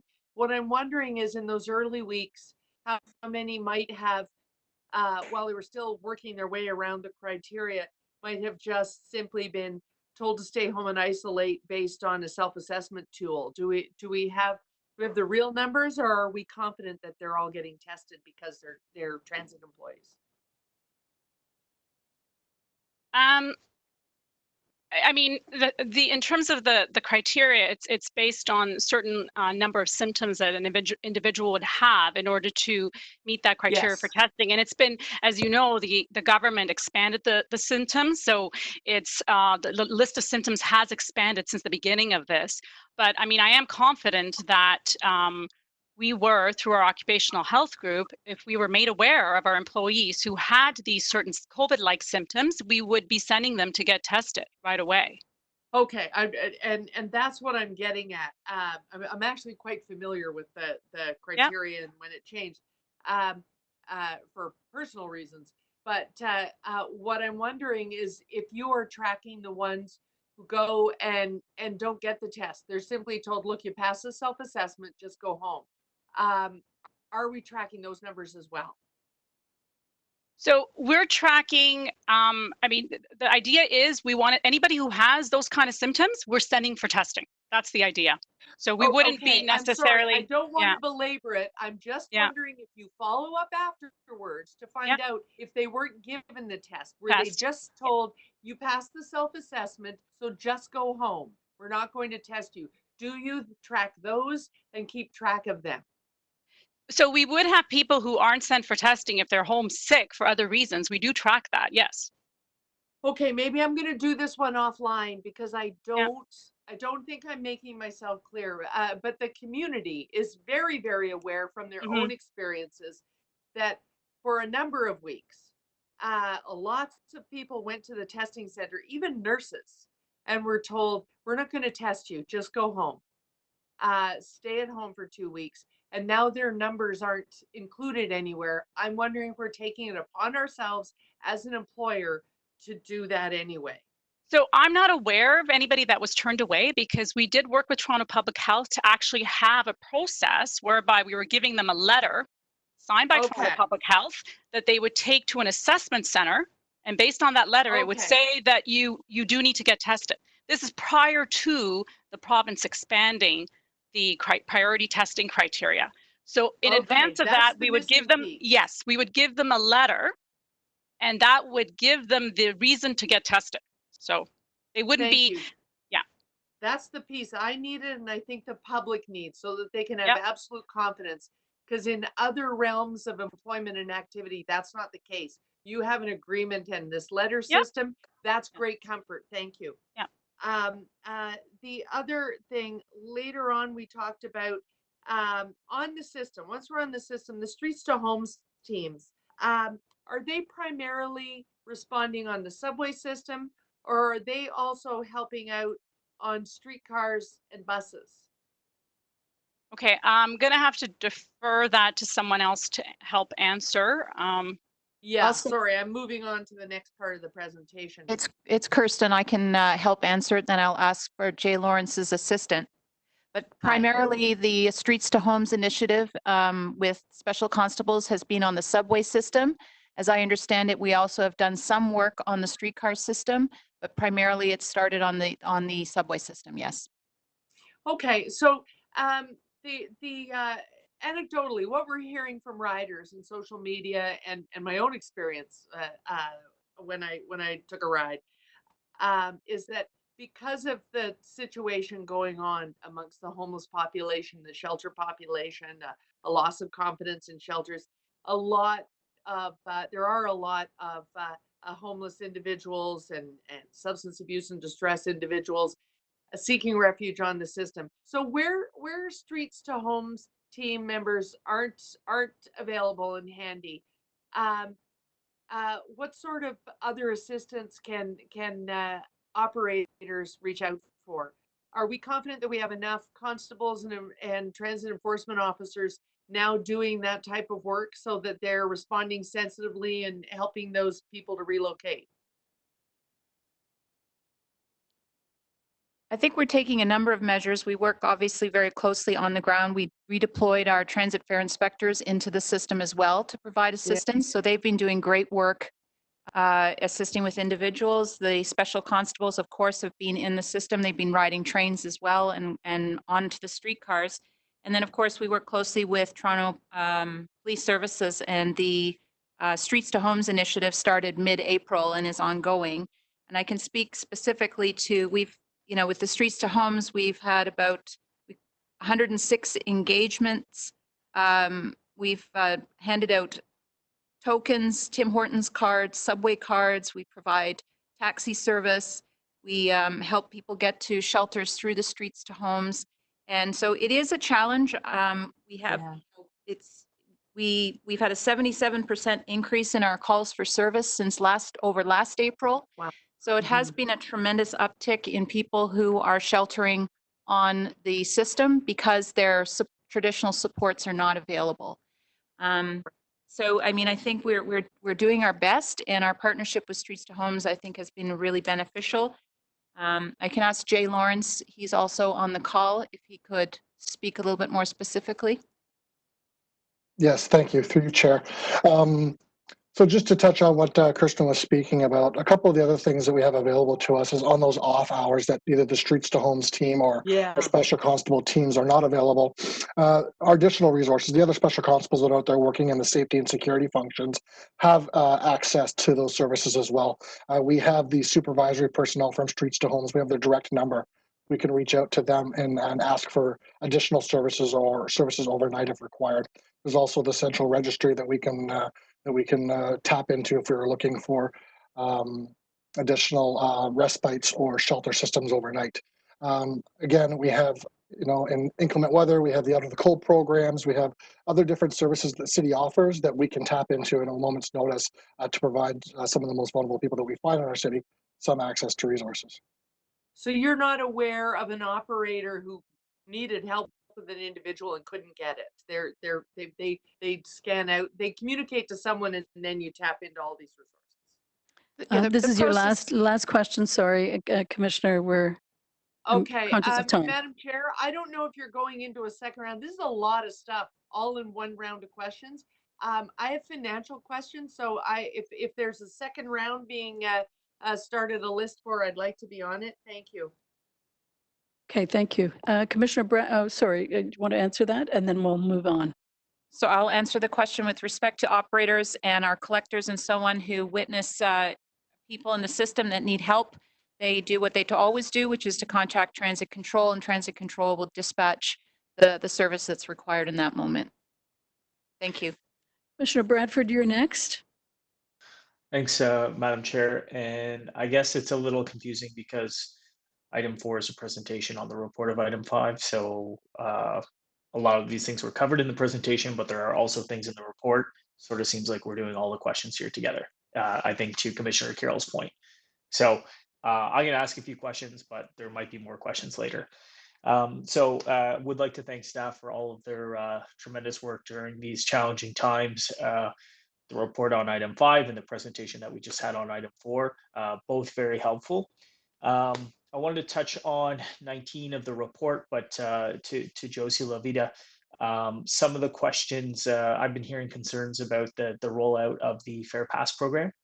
And I wasn't sure or clear necessarily on what the impacts would be to the Fair Pass program rollout with respect to the new service priorities during the financial update. So I was wondering if you could just comment on our ability to deliver on our commitments to the Fair Pass program in light of COVID-19 impacts. So through the chair, the Fair Pass program is the program that's actually rolled out by the city. And for our purposes, riders who are using the system who are eligible for that program would be just riding the system, and then we would get recovery for whatever their charge is. So from our end, COVID-19 would not be impacting the rollout of that. The question would be just the take up through this period in which ridership is lower and the extent to which staff at the city are able to support that. But at our end, it's just really about using the system because it's not our program. So is that something that we've been having conversations with CFO or the city on, specifically our ability as the TTC, the commission, to deliver that, their ability to fund it? So I was not aware of an issue. It has not been raised. I can take that back to city staff and follow up. Okay, I'd appreciate that. Sure. That would be helpful. It's Kathleen Llewellyn-Thomas. My staff has been talking with the city and talking about the Fair Pass, just trying to figure out how we can keep it going. And those discussions are ongoing and, of course, informed by the city CFO. Very good. Thank you. Mr. Leary had touched on some of the intergovernmental work that the TTC is doing right now. And obviously we've seen FCM, we have seen LUMCO, a number of these agencies representing multiple municipalities, CUDA, transit organizations coming out and calling for funding support from other levels of government as it relates to operating dollars. I wanted to tee up and focus on both the provincial and federal government and what those, if the TTC has had any direct conversations as the largest transit system in this country with the federal government and the provincial government respectively. Or if we're just using the proxy of those other organizations to take those messages forward. Kevin Thurburn, would you take this question, please? I'll let you know through you, Madam Chair. I have had direct contact with the Minister's Office as well as the Federal Minister's Office regarding funding. Hi, yes. So the TTC has been engaging directly with the Infrastructure Canada, with the Ministry of Transportation at the provincial government, in addition to working through with the Ontario Public Transit Association and the Canadian Urban Transit Association. We've been sharing directly with them our exact numbers around our fiscal impact, the measures we've taken proactively around cost containment, and the fact that we still have an ongoing fiscal pressure that requires them to come to the table. Okay, yes, and I would agree with that. And if, you know, the province is adamant of reminding the municipalities are the creature of the province. So with that in mind, have you received any indications? You send that message over the transom to them. They recognize the challenges facing the TTC, and have you received any indication that they're willing to come to the table in light of the COVID emergency? So to date, it still has been more about information sharing. There's been some exploring of options. We've heard pretty clearly from the federal government to date exactly the message that you just iterated, which they do view it as a provincial and municipal responsibility, but you know, they are also looking at what are the options within their typical programs. And so we continue that dialogue and continue to support the calls with our peer agencies and the other associations that emergency relief funding on operations is also required. As Ms. Levida had Bradford, indicated. sorry, that I'm sorry to say that last question. We'd like to move on. If you can hold we on need to to your get a next one. timer. Okay. Yeah. Thank I you. know it's we'll have to. One of those things we'll have to work on. Commissioner Osborne, you're next. Thank you, Madam Vice Chair. First, I'd like to thank everybody at the TTC management and staff for your heroic efforts in this. This is really just an extraordinary challenge. And so today on this one, I'd like to ask the questions that relate to minimizing the risk for our passengers and I suppose by extension, our staff. Rick mentioned, and so did Mark in his report, that even now with our rock bottom ridership numbers, we still can't guarantee we can respect social distancing requirements. That doesn't look like it's going to get any better as people start back into more ordinary lives and start using the service more. And we know from guidance from the province, which was also referenced by our CEO, and I've got an ad from the newspaper that they run every single day that says that you should wear a face covering when physical distance is a challenge. So I've got three questions that relate to minimizing risk. The first one is, what are the issues around requiring, that means mandating, that all passengers have to wear a mask? And I know from some very, very brief conversations that I've had with staff and others that this is not as simple as it sounds. It is actually in effect in a lot of very large jurisdictions around the world, but in other places it isn't. And I'm just wondering, in our case, what are the issues that we would have to look at if we were to consider making mask wearing mandatory by our passengers, with a note that virtually everybody excludes children under 2 and people with underlying medical conditions. So for instance, it is my understanding that we may not even have the jurisdiction to make that decision. So I'm just wondering if you could enlighten us as to what the issues are underlying a mask decision. Madam Chair, Brian Leck, would you take this one, please?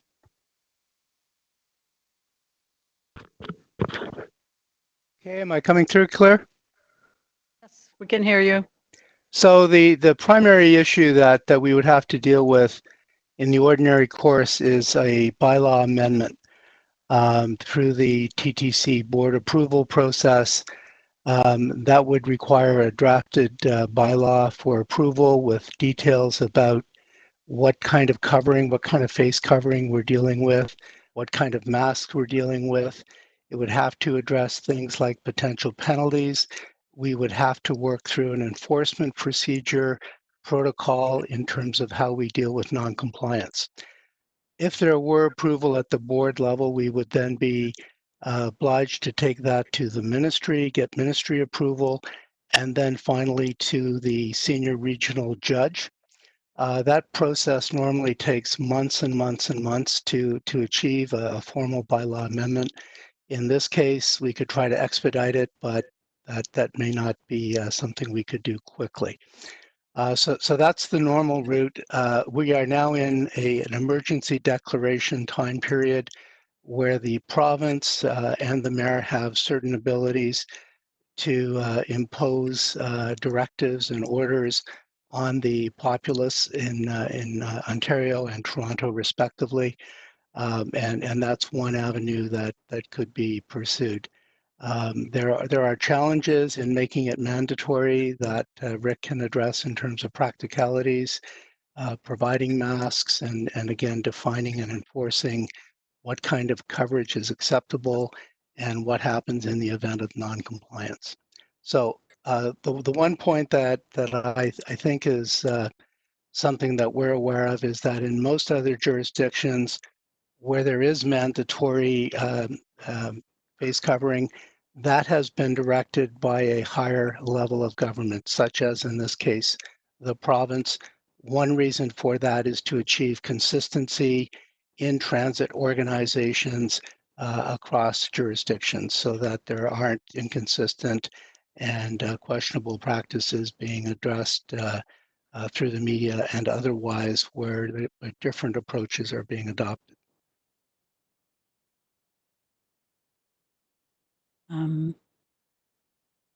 Okay, I think we're just trying to manage the questions here. It looks like there are many more questions, so we will go to a second round. So, Commissioner Osborne, I think we're up on the 5 minutes, so we'll move to the next. But those of you who have questions, please text them in, and we'll put you on the list. Next, we have Commissioner Heisey.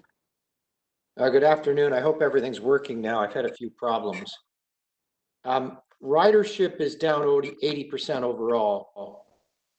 Is off-peak ridership, weekend travel off even more?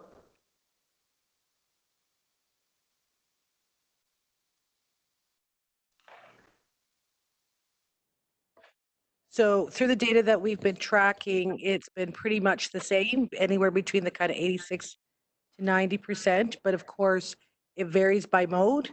We still see more experience on our bus routes than we do for the downtown core, our streetcar routes, and then of course on subway.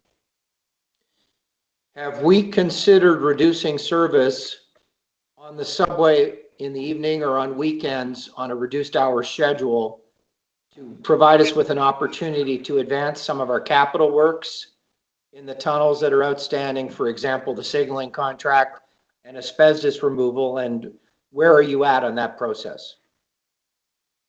Through you, Madam Chair.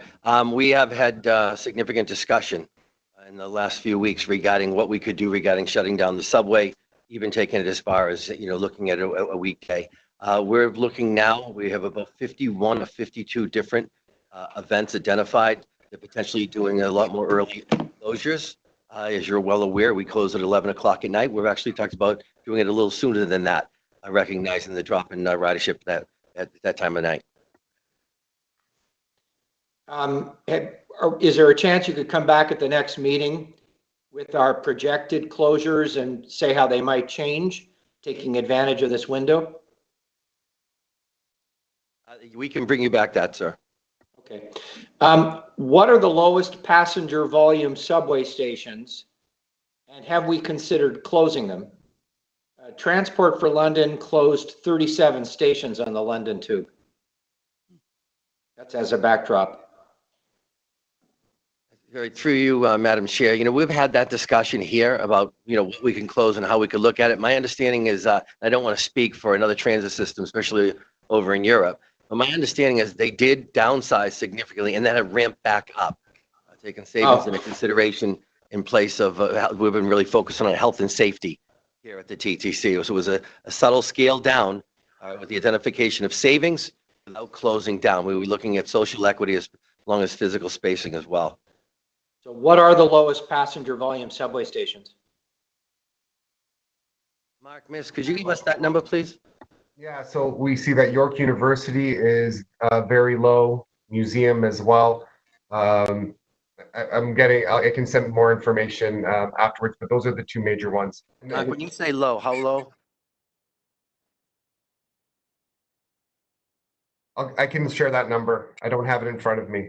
Why don't we get the answer after the in-camera break? Okay, are you able to get that? Okay, yeah, we'll do that, Commissioner Heisey. Okay, my last question is, in terms of Presto capability, is Presto capable of using time of day fare pricing to incentivize people off of peaks and to spread out travel? So Presto is currently set up. Could we just plug in a higher fare for a period of time when we've got crowding and a lower fare during periods of time when we could accommodate more people and maintain social distancing? Kathleen, if you could take that, please. Yes, through you, Madam Chair, Presto is capable of doing it. Our experience with fare changes, though, is that it's quite a long process. So it wouldn't be something that we could respond to as demand is changing week by week. It takes them many, many weeks to execute a fare change. Even the increase that we did this very year took a long time and a lot of effort by TTC staff to make sure that it was done and then rolled out at all the stations. So it's theoretically possible. It might not be as dynamic and responsive as you might have in mind in terms of being able to manage and signal to customers that if they have choice in their time of riding, that they could pay a cheaper price. Could you quantify how long Presto took to implement the fare change that we did last time around? Well, the board approved it as part of the budget process, and we were able to execute it the following April 1st. How late was that after the budget approval? Well, the whole process, and I don't know how much was Presto's and how much was just trying to time it for April 1st, but that would have been about 4 months. Yeah, well, I don't think that would help us, would it? Okay, thank you. Okay, thank you. Our next speaker is Commissioner Karygiannis. Just a couple of questions. Federal government has programs where it allows employers to bring 75% of their staff back and encourage the employers to keep the employees on. Have we exercised that? Have we looked at that? Is this something that we're considering doing? Through you, Madam Chair, that program does not apply to the TTC. Sean Malloy, if you'd like to say something on that.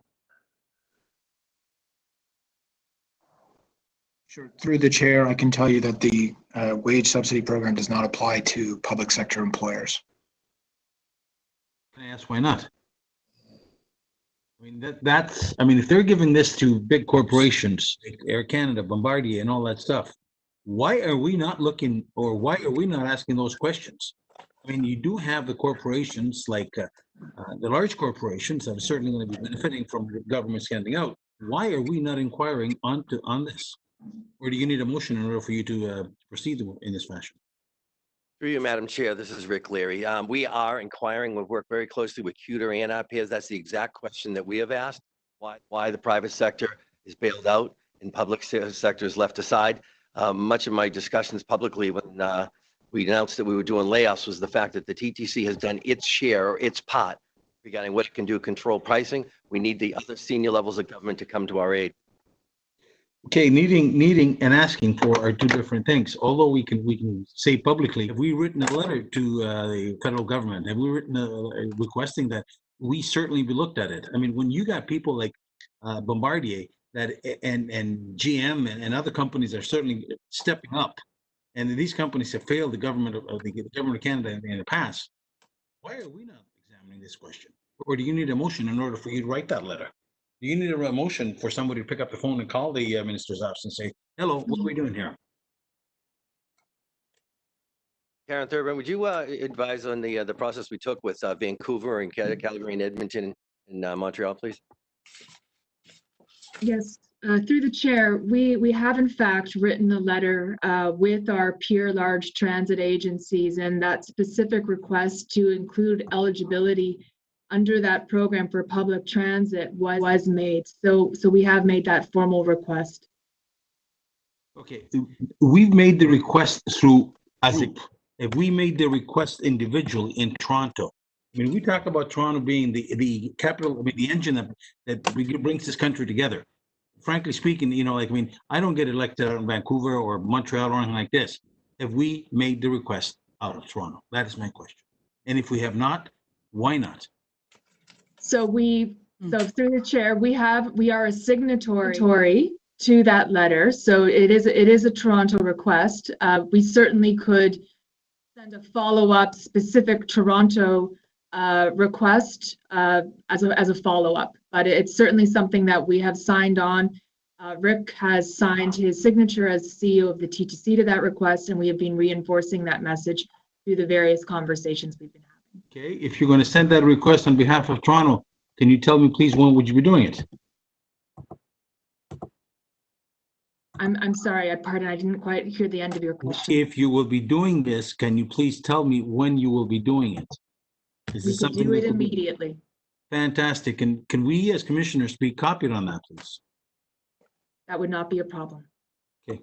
Would you have any objection if some of us that have contacts within the government follow up on that, in that request?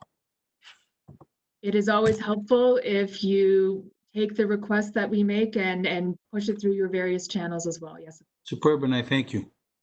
Thank you very much. Okay, thank you. Next on my list is Commissioner McKelvey. Thank you, Madam Chair. So my first question, you may have covered it and I missed it. Have we reduced the maximum occupancy for vehicles, and what are they at for buses, streetcars, and subways?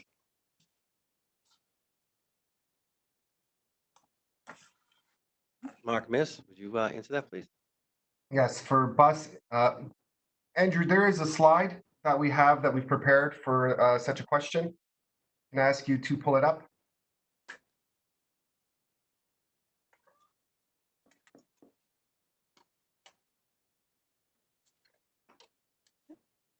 Madam Speaker, if I could hold my time.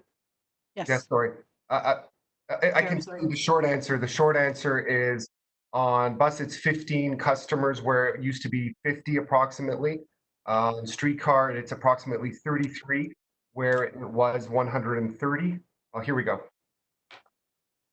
Well, please refer to the bottom image on the first slide. This slide here was intended to ask if there were questions about scaling up and scaling down, which we talked about in the service planning presentation. Okay. The bottom image is for bus, so 15 customers where it was once 50, 51. Next slide, please. Streetcar, 33 customers where it was once 130. You would note is that it's a 70% reduction on bus. But when you look at streetcar, it's much larger, in a 75% range when you divide 33 by 130. Next slide, please. On subway trains, it has gone down to 244 from 1100. And so that's approximately 22% of normal conditions. Okay. And I guess my next couple of questions, they're more about restart. And as we ramp up the economy, I'm assuming that we would keep these sort of numbers if physical distancing was still required or ordered.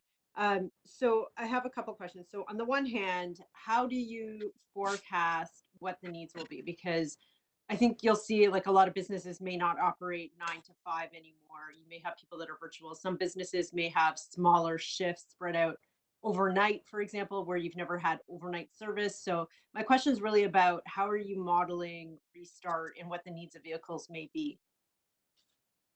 I understand the question. Our research and analytics team has prepared a demand model that has a number of different inputs that take into account questions that you've asked about businesses and the economy, about when schools will be back and open, both elementary, secondary, and post-secondary, and a number of other items like will telework continue.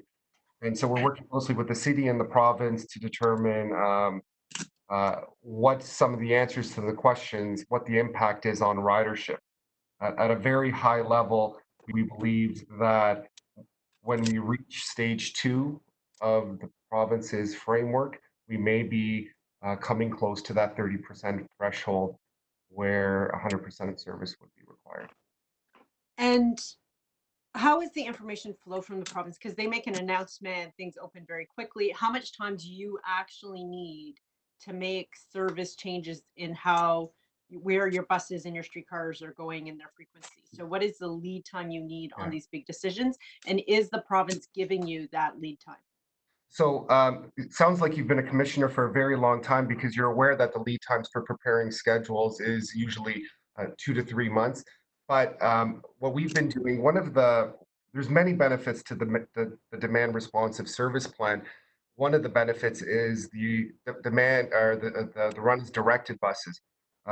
We are able to essentially scale that up as required and deploy those vehicles on routes where demand is increasing to accommodate the demand. So if ridership were to increase to 25%, 26%, 27%, we would deploy those resources where needed without a formal schedule change that takes that longer lead time. And so that is, so I also talked about a little bit about the GIS tool that we prepared. I think Kirsten alluded to it, but necessity is the mother of invention, and we've had to quickly develop a tool where we can respond to demand on the fly immediately. And so that tool also is helping us. So we have, a team working with the city and the province on future direction and ridership uptake, and we're also monitoring it on a daily basis.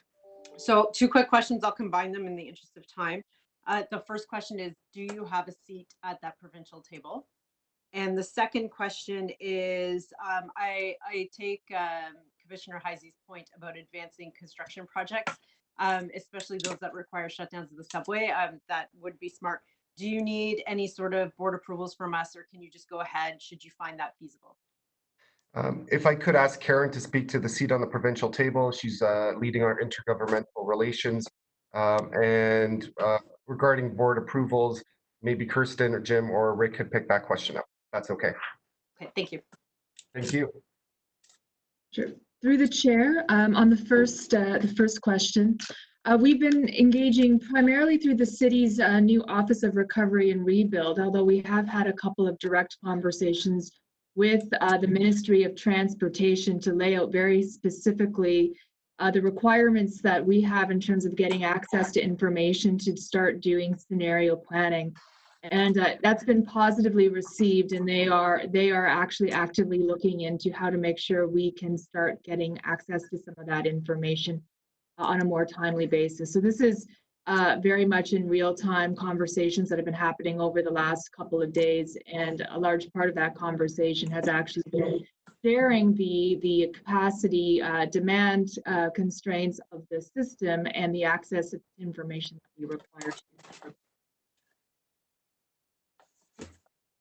Okay, thank you. I think we can move to, there was the second half. I'll take the second question, Madam Chair. Just from a construction standpoint, we'll keep the board aware of any upcoming work that we intend to do. We usually report out once early in the year on the entire year's construction schedule, whether it's early access or weekend diversions.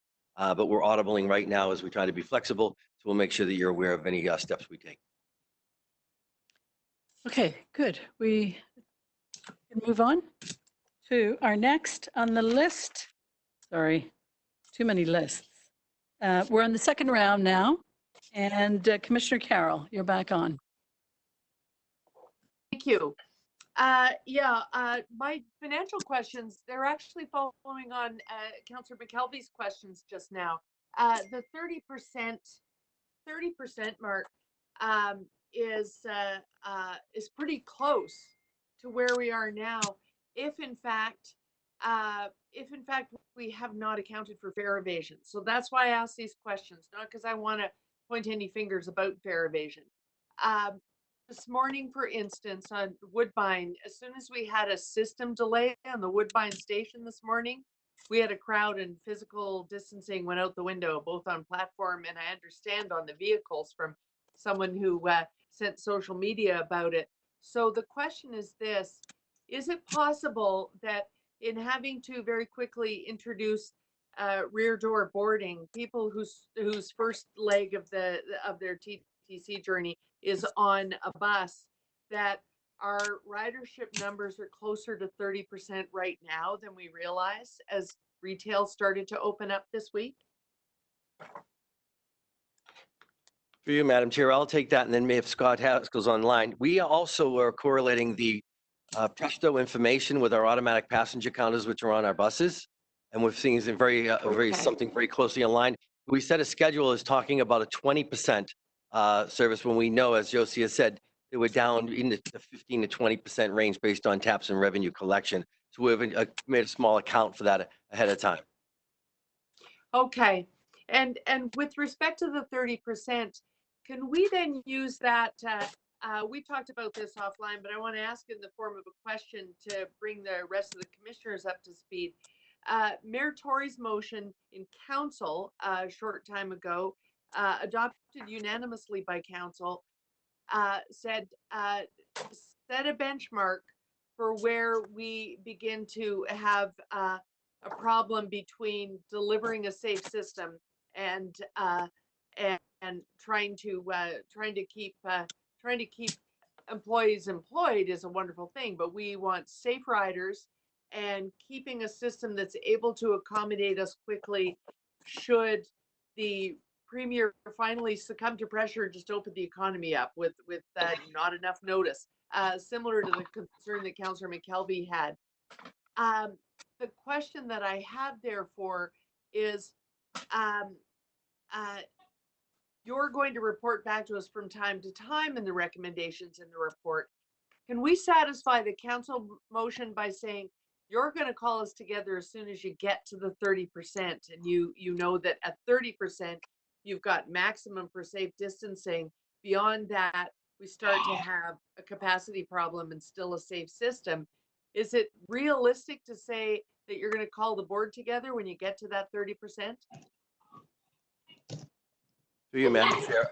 I can call the board together, and I will make sure that you're well aware in the coming board meetings as we progress with ridership increasing. I do think it's important that you know that what Mark is talking about, a number of people on vehicles, is a guideline that we use. And as he identified in his presentation, 5 or 6% of the vehicles. Somebody's forgotten to mute themselves. Yeah. There you go. Thank you. Someone named Tara is not on mute. There we go. There we go. So I just, and that's why during my earlier statement in the closing of the presentation, I really want to focus on not the 30% mark. It's the fact that we know the physical distancing will not be able to be attained. And my worry, or the agita that I get, and my thoughts are, it's the 31%, right? And how we start messaging today, that the fact that what the doctor has said at TPH about if you can't physically distance, face coverings. You know, the CDC has a nice article, all right, on the website that shows how easy it is to make a face covering out of a T-shirt or a piece of cloth, or even go ahead. So I'll leave it with that. Right. So I just have one more question, and I'm conscious of the time. I've taken up so much. So yeah, so getting us together at the 30% is because if people really start heading back to work, you need lead time to figure out how to accommodate 50% of the people safely. That's the reason for setting that benchmark. That was the council concern. But following on from that, then the only other question, Madam Chair, is about the intergovernmental piece. And I'm thinking of moving a motion on this. This is an operating thing. It's we've had lots of capital support for a long time, but we have an urgent need for the other orders of government to wrap their head around the operating question we've been asking for decades, since 1995. Would you welcome a motion that really says you've got to communicate to them that we have an OPEX problem, not a CAPEX problem, when we start to get the economy back to full swing? Yes, I when we get to the motions part, that's a good one. So if you'd like to get some language into Kevin, so. Yeah, I've already submitted it. I just thought excellent. I'd give the CEO a chance to answer the question. Would he welcome such a motion? Oh, the CEO, okay. I apologize. Madam Chair, absolutely, Councillor. I would definitely welcome that motion. Okay, so I've already submitted that, Madam Chair, so you can put me on the list to speak. Thanks. Very good. Thank you, Commissioner Carroll. Next on my list is Commissioner Bradford. Yeah, thanks very much, Madam Chair. I think we've had a lot of discussion now. There's just a couple final pieces I wanted to touch on, and I would echo Councillor Carroll's comments there related to the operating piece. The fact that we've never done it before is not a reason to not do it going forward, and that's the message that we've been making over and over again. So I just wanted to, in the CEO's earlier comments, and I think you were just responding to that in the previous questions, with respect to face coverings, face masks, Is that something that the TTC would, and I appreciate your clarity here in your comments and in your presentation that, it's advisable, certainly where physical distancing cannot be achieved, to have some sort of covering or mask in place. Is that a policy? Would we go forward with a policy or a position as a commission that would state that? There's been calls for this. I've heard that. I'm just wondering, is that a position that we would take formally, or is that just prudent advice that we're offering here in the meeting today? Through you, Madam Chair, I would say it's prudent advice here today, and I'll be messaging much louder, to be honest with you, as well as doing some campaigns and stations regarding that advice. We are in lockstep with Toronto Public Health, and everything we do is with the advice of the doctor. So we will keep you aware of her direction as we move forward as well.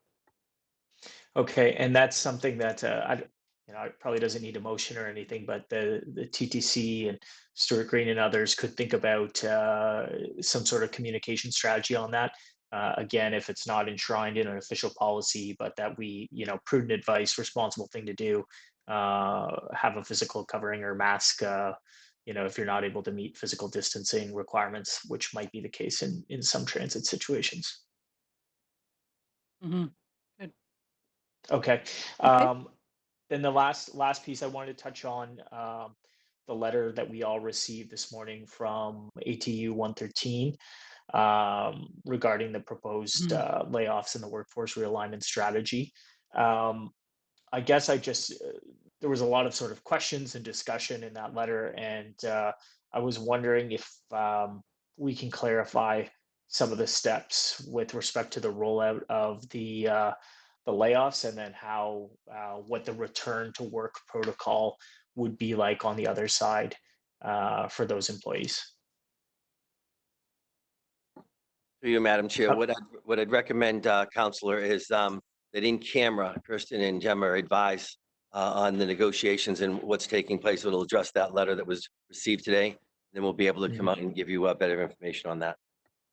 Okay, I guess there will be sort of the in-camera stuff with respect to the negotiations, but just at a high level, and maybe we do it on the other side of that, but just a discussion on how we bring employees back online. I'm assuming it's matched with service level requirements and as we're increasing service and service volumes, but just sort of what the thinking is behind on that, whatever we can state publicly.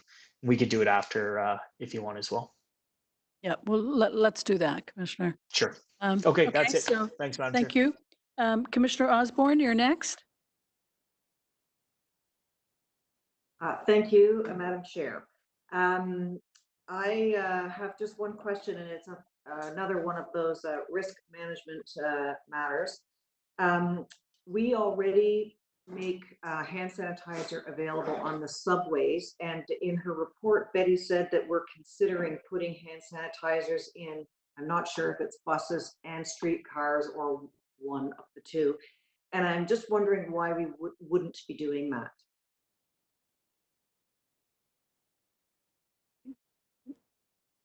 Hi, through the chair. We're definitely looking into it.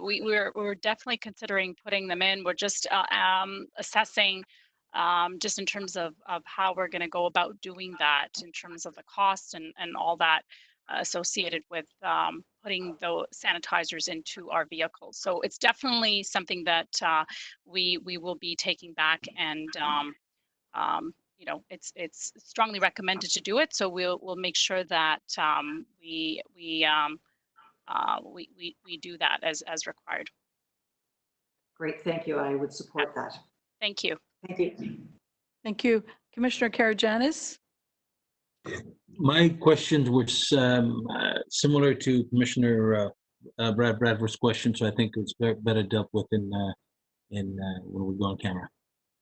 Very good. Well, thank you. I think that takes us to the in-camera session. When we come out of that, just a reminder that we'll go into speaking. So if any of you have a particular something to say, then do check in. Kevin, any further instruction before we move on? Commissioner, Vice Chair De Laurentiis is going to now move the motion to go in camera. When we resume, we'll go into rounds of speaking, And at that point, we'll resolve the item. For now, we've done with the public questions. In-camera questions will be coming.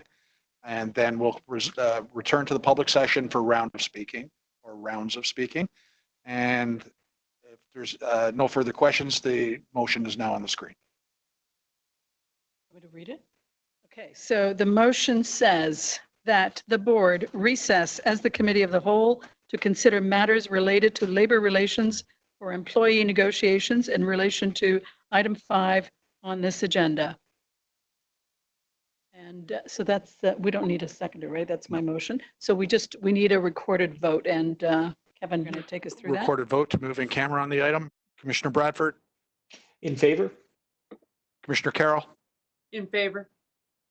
Vice Chair De Laurentiis? In favor? Commissioner Heisey? Favor. Commissioner Karajanis? In favor? Commissioner Lalonde? In favor. Commissioner McKelvey?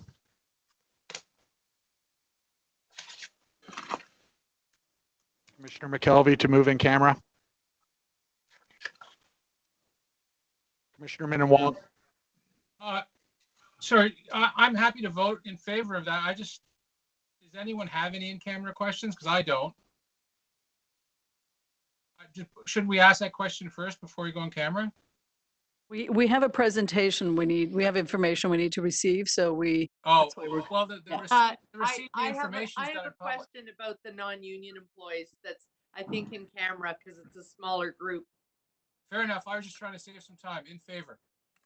Okay, thank you. Back to Commissioner McKelvey, if she's there. I heard the last. In favor? Thank you. Commissioner Osborne? In favor? Thank you. That's unanimous. We will be moving in camera. It will take a couple of minutes to move people out of the room, per se, and to pause the broadcast. So 2 to 3 minutes and we'll be in camera. Thank you.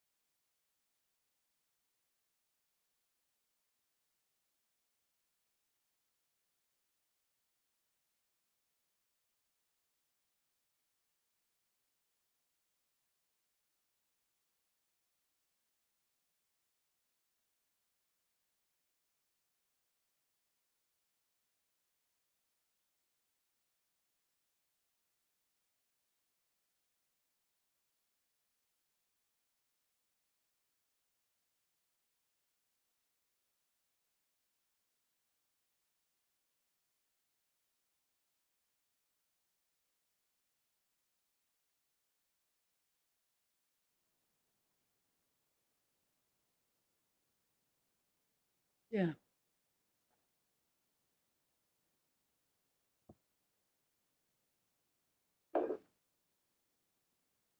Okay.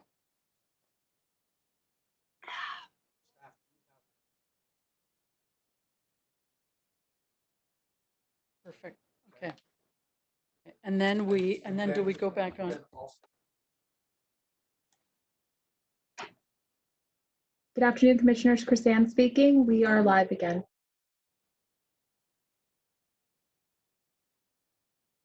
Back on? Kevin? Thank you. Commissioners, we're back in public and the broadcast has resumed. Before we commence, staff do have the response information for Commissioner Heisey's questions, earlier questions it was on subway ridership.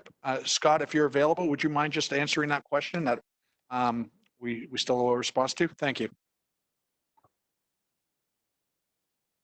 Certainly. Good afternoon. Scott Haskell here. Commissioner Heisey, you asked the question about the 5 lowest usage subway stations. Those are Ellesmere, Midland, Downsview Park, Bessarion, and Highway 407. That's in normal times. Those are based on the ridership counts we take every couple of years. In those cases, those numbers are stations are used by about 2,000 and 4,000 people a day, which is quite low. We have limited information during the present pandemic period. We have some Presto Tap information for some stations, and some of those same stations are showing only between 100 and 300 taps a day, which of course is a very low number, but the change in ridership is similar to that across the whole system. We have in the past looked at closing quiet stations at times, but we have found that it doesn't actually save that much money. There's generally only one staff person in each station, and so the cost savings are very small, and there is no savings to the train operations because the trains still have to continue to run. I hope that answers your question.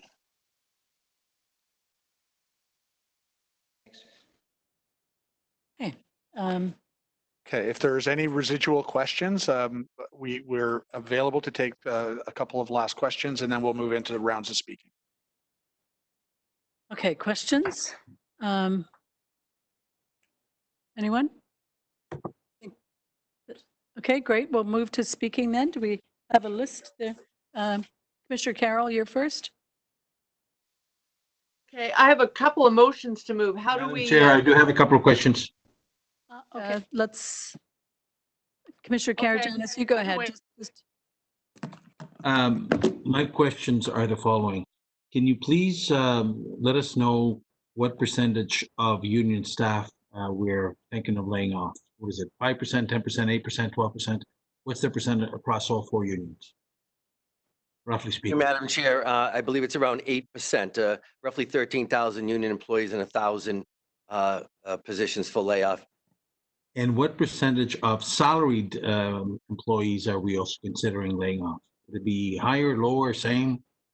It's roughly the same, sir. There's about 3,000 non-union employees, and it was looking about 200 layoffs.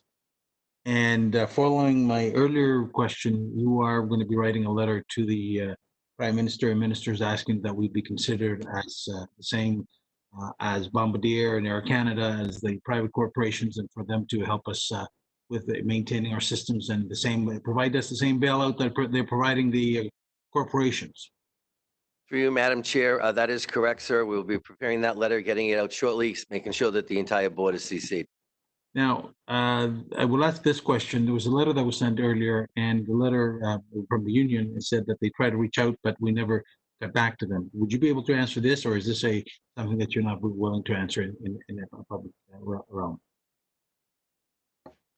Through you, Madam Chair, I can tell you that any time that the unions reached out to me, I have made it a point to get back to them. As a matter of fact, I was having some text conversations with the president again this morning.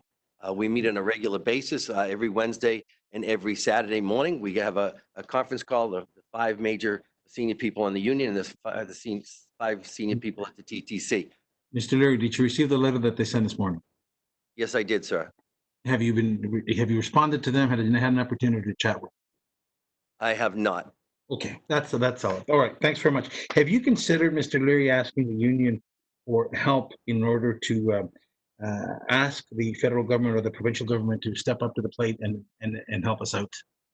Yes, I have, and they have done just that. Even as of yesterday, they've done All right. another release, which they've sent me. Thank you very much. I greatly appreciate it. Thank you. Okay, thank you. Commissioner Carroll, back to you. Thank you, Madam Speaker. I have two motions that I think Mr. Farnsworth is going to put up, and I want to thank him. I know it's hectic and not easy when we're throwing things at them and not able to go and talk to them.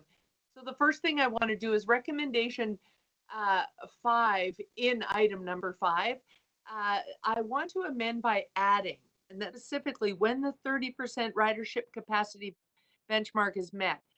What I'm saying is that the CEO had every intention of reporting back to us. I'm simply adding this clause because it meets council's recommendation that we set real benchmarks for when we want to return to regular service. If we arrive at the assumption that any layoff is going to reduce service at 30%, what we heard today was that that's a challenge. At 30%, physical distancing becomes a problem, and we really need to have 100% of the vehicle capacity and the operator capacity back. So that's the benchmark at which he needs to talk to us, and that's what council wanted, was that we do this work on the basis of benchmarks. My second motion is sort of an extra clause on its own, which goes to the intergovernmental concerns that we've heard from every commissioner today. And it is that the TTC board asks the chair and the CEO to jointly communicate in writing to all 3 orders of government. That includes our own City Hall government, that we call upon them to develop a TTC funding model that reduces our reliance upon our own fare box to support our day-to-day operating expense, making us less vulnerable in the current pandemic crisis and more sustainable overall to support the recovery of the nation's largest economy.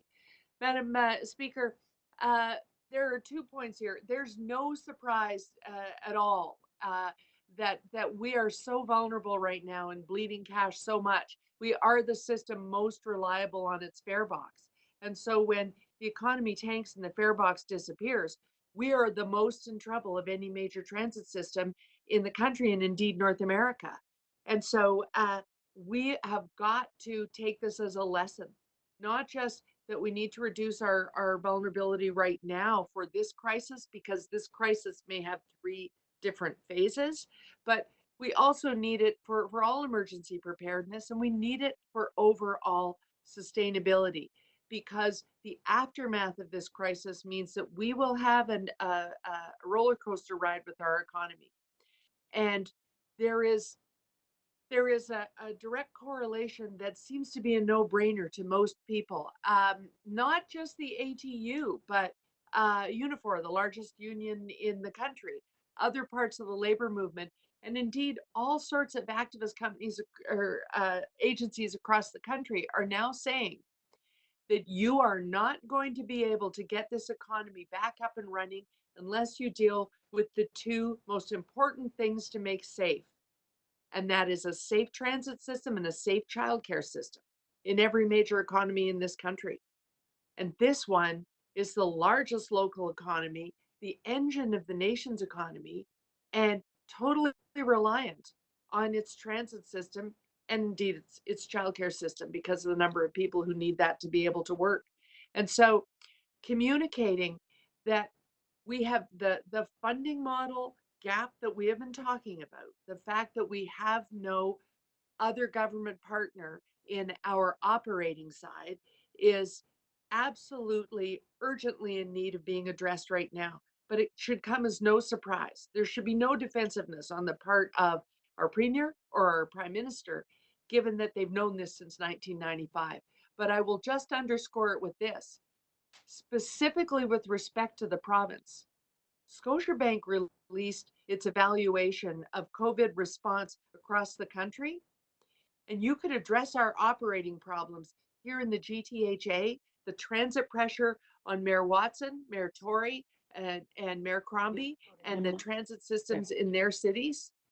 And this province would still be spending and incurring less deficit to do so than Newfoundland is currently incurring in order to respond to its COVID-19 outbreak.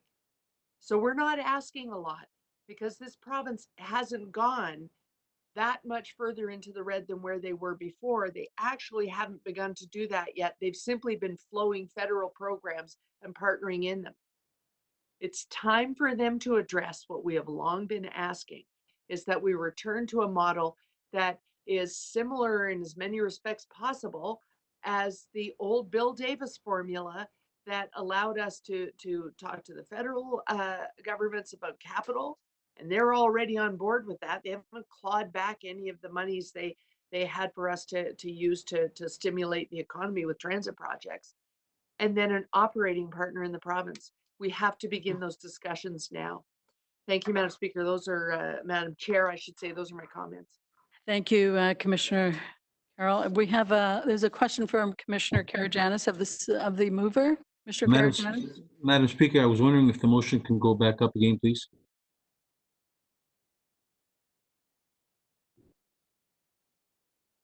Here it comes. Okay, thank you. Through you to Commissioner Carroll, would you be okay if we just add one more word, that the TTC board ask the chair and CEO and the union? I think it's very important that we ask also the men and women that work for us to be unionized and non-unionized. Well, I think that for me, I'd like my motion to exist exactly as it is. If you want to move a separate amendment, adding the word union and let the commission decide, I'm satisfied with the motion exactly as contained, because the labor movement, ATU, Unifor, et al., are already engaged in this conversation. So for me, this is really about the heads of the three governments being very vocal and offering themselves up to develop it. It would be kind of uncharacteristic for the three governments to say, we're going to develop a funding model now. Oh, wait, we have to bring the union to the table. That's not historically how you would actually develop the model. Commissioner, the only thing that I'm asking you, if you would not mind if we put the words "and the union" right after the I would not take that as a friendly amendment. I would rather that you move to your own. I would like to amend. I will. Thank you very much. Appreciate it. Okay, you're welcome. Okay, our next speaker is Commissioner Osborne.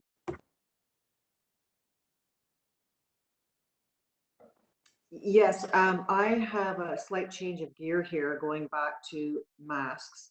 I think that we would all benefit from some clarity around what should be the policy with respect to masks, and set about doing whatever it is and communicating whatever it is to our customers.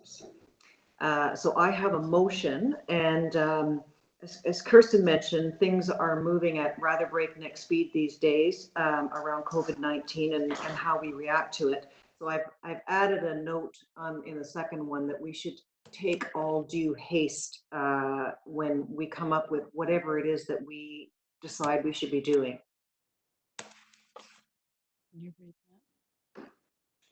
Andrew, can you please enlarge the font a wee bit for the boardroom? Thank you.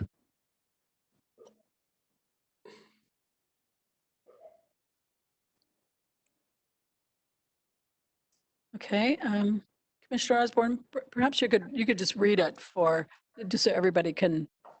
Okay, the first part is request the CEO of the TTC to continue implementation of the customer communication strategy regarding safety measures on the TTC and emphasize messaging that supports Toronto public health advice, strongly recommending the wearing of a face covering where physical distancing cannot be maintained.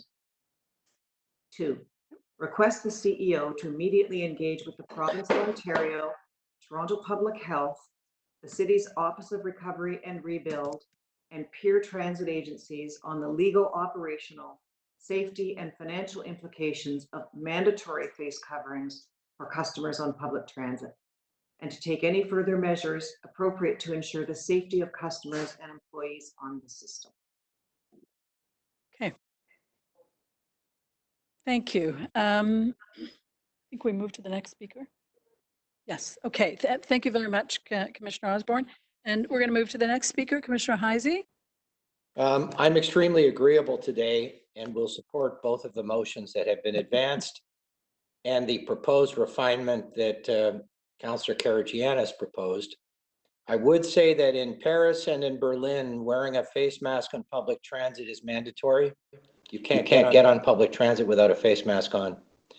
And I would also remind everybody on the board about something called downloading.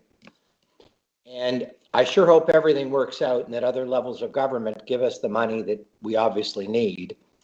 But I remember very well in the 90s, the late 80s, early 90s, when things were pretty tough in Ontario, that the federal government cut funding to the provinces cut funding to the municipalities, and the municipalities were left holding the bag. And right now, our only plan is money from other levels of government. And I hope that that's what happens, but I think we need some other plans for the just in case scenario. And that's, I guess, more for city councilors who have control over the property tax system. But I'm very concerned about where we're headed here because we don't have, for example, as I understand it, I learned this from the mayor's office. In Vancouver, they suggested more significant layoffs than we have suggested, but they were reversed because the province produced the money. I think made the commitment to spend the money so that the layoffs didn't need to take place. We've made this an announcement, and I don't think we've had that reassurance from the province yet. And as every day goes by, I get more concerned. Anyway, I will support the motions that have been put forward, and I would like to echo my colleagues' praise for how management has handled a very strange and difficult situation. Very good. Thank you. I don't have anyone else on the speakers list. I think the only question, Commissioner Karygiannis, I thought I heard Commissioner Carroll say. I request to be put on the speakers list, and I ask for the motion to be changed to include the unions. I'm not sure if my text came through. Commissioner Carroll, you don't want to do that. So Commissioner Karygiannis, you may be. So when we get to voting on item 5, we will project Commissioner Karygiannis's amendment for a separate vote. Right. Prior to dealing with Commissioner Carroll's motion. Okay. First item of business, however, is we need to receive item 4, and I'll conduct a recorded vote. So let's move to that. So we're. I had requested to speak. Okay. So Commissioner Karygiannis, you have the floor. Thank you very much, Madam Speaker. I really appreciate it. I really appreciate the work that we're doing and the difficult times that we're going through. COVID-19 is certainly nothing else but a killer. And certainly as we work together, be it union, management, City of Toronto, and all the levels of government, I think we've got to keep in mind that this is not just you, me, or me alone, and not your family. This affects us all. So in asking all our players to come to the table, union, management, CEO, the city, and request assistance from the other levels of government, I think very, very important. I urge the rest of my fellow commissioners to certainly support the motion that says we also acknowledge the union. There's 13,000 members. And some of us that are political, you realize that when it comes to politics, unfortunately, what level of government it is, it looks down to votes. So 13,000 people that live in the City of Toronto, these are the unions and the people that it affects and the families that it affects is certainly a number that has to be taken into consideration. When I see the federal government and the provincial government bail out corporations that are actually going to the trough time after time after time after time, and then they end up selling, like Bombardier selling the planes down to Brazil, I have problems with this. And here we have a corporation, TTC, which is a corporation that looks after the citizens of the City of Toronto. It affects our daily lives.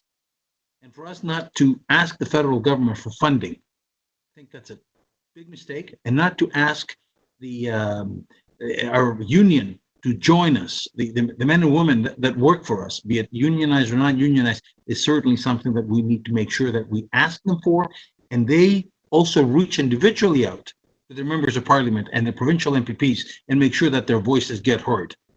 This is not something that we can do it alone. This is not something that we can say, okay, the CEO writes a letter and off we go. This is a project that needs to have everybody on board. And I mean everybody, from the janitor to the driver of the bus, to the operator of the subway, to somebody that works in the office, to the mailroom clerk, even to the CEO, even us as commissioners. So I ask that you please support that motion as we go forward. Thank you. Okay, thank you. Shelley Carroll, Commissioner Carroll, you have a question?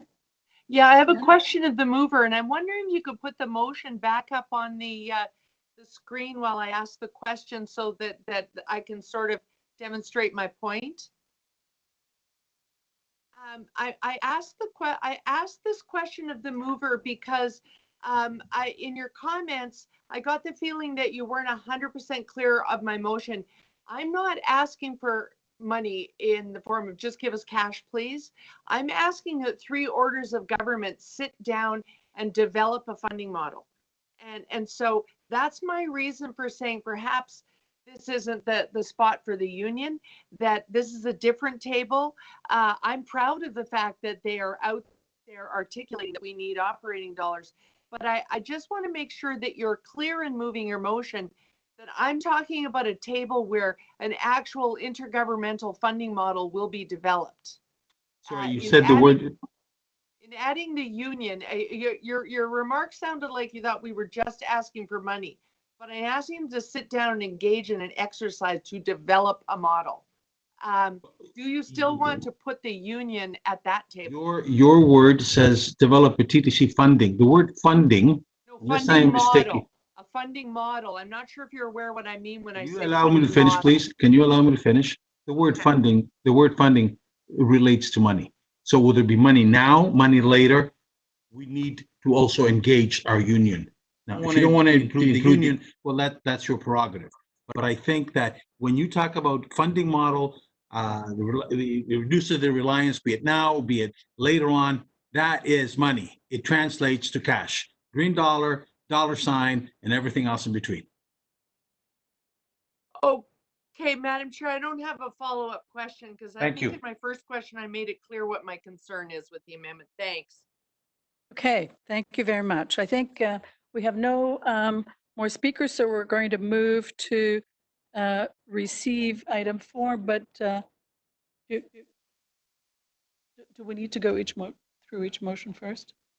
Okay, so Kevin, please guide us through the next stage. Thank you, Commissioners. The first order of business on voting will be to conduct a recorded vote to receive item 4. It's a technicality, please. Commissioner Bradford.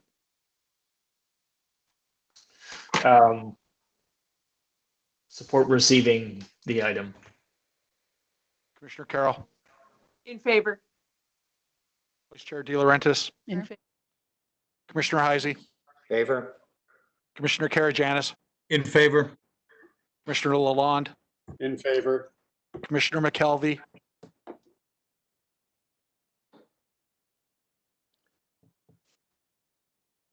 Commissioner McKelvey to receive item 4. In favor. Thank you. Commissioner Minnan-Wong. In favor. Commissioner Osborne. In favor. Thank you. Item is received unanimously.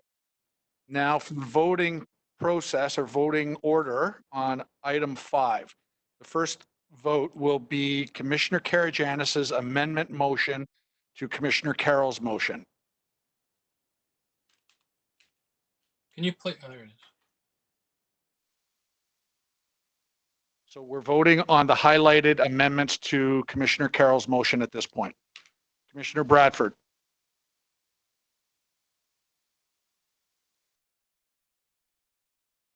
In favor. Commissioner Carroll. Opposed. Vice Chair De Laurentiis. In favor. Commissioner Heisey.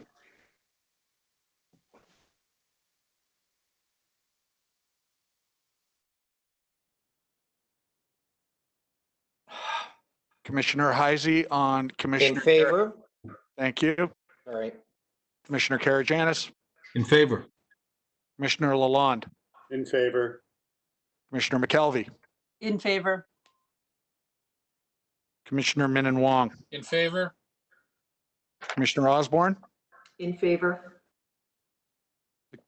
Amendment motion to Commissioner Carroll's motion carries on a vote of 8-1.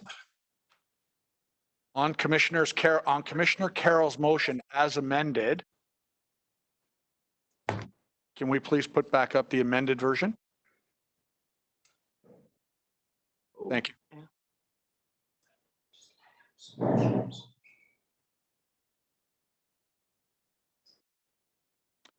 Commissioner Bradford. In favor? Commissioner Carroll. In favor? Vice Chair De Laurentiis. In favor. Commissioner Heisey. I don't know how to turn it on. We hear you. you. Okay, How do you thanks. vote? Commissioner Heisey on the, In fa- thank you. Commissioner Karagianis. In favor? Commissioner Lalonde. In favor. Commissioner McKelvey. In favor. Commissioner Min Wong. In favor? Commissioner Osborne. In favor? Commissioner Carroll's motion as amended carries unanimously. On Commissioner Osborne's motion.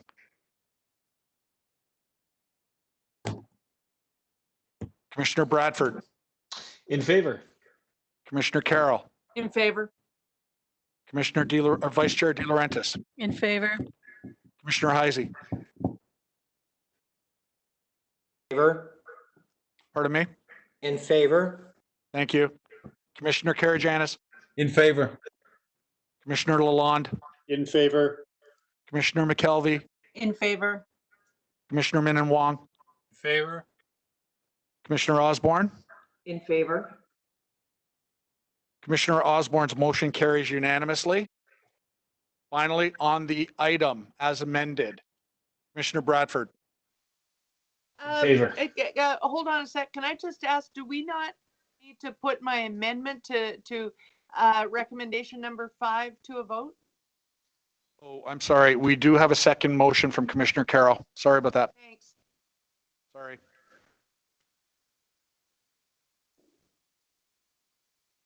On Commissioner Carroll's amendment to part 5 of the recommendation.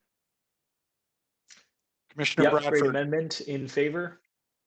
Commissioner Carroll. In favor? Vice Chair De Laurentiis. In favor. Commissioner Heisey. In favor?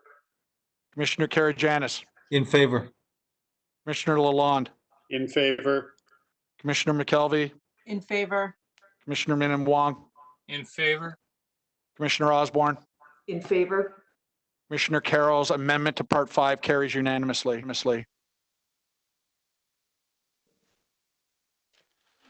Finally, on the item as amended, Commissioner Bradford. In favor? Commissioner Carroll.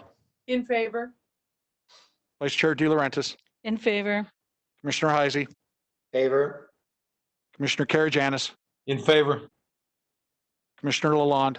In favor. Commissioner McKelvey. In favor. Commissioner Min Wong. In favor? And Commissioner Osborne. In favor? Thank you. Item 5 as amended carries unanimously. Thank you. Yay! All right, okay. Hey. We're done. We move to item 6. Woohoo! 6 was withdrawn, right? So we move to item 7 and Commissioner Carroll, you're back on.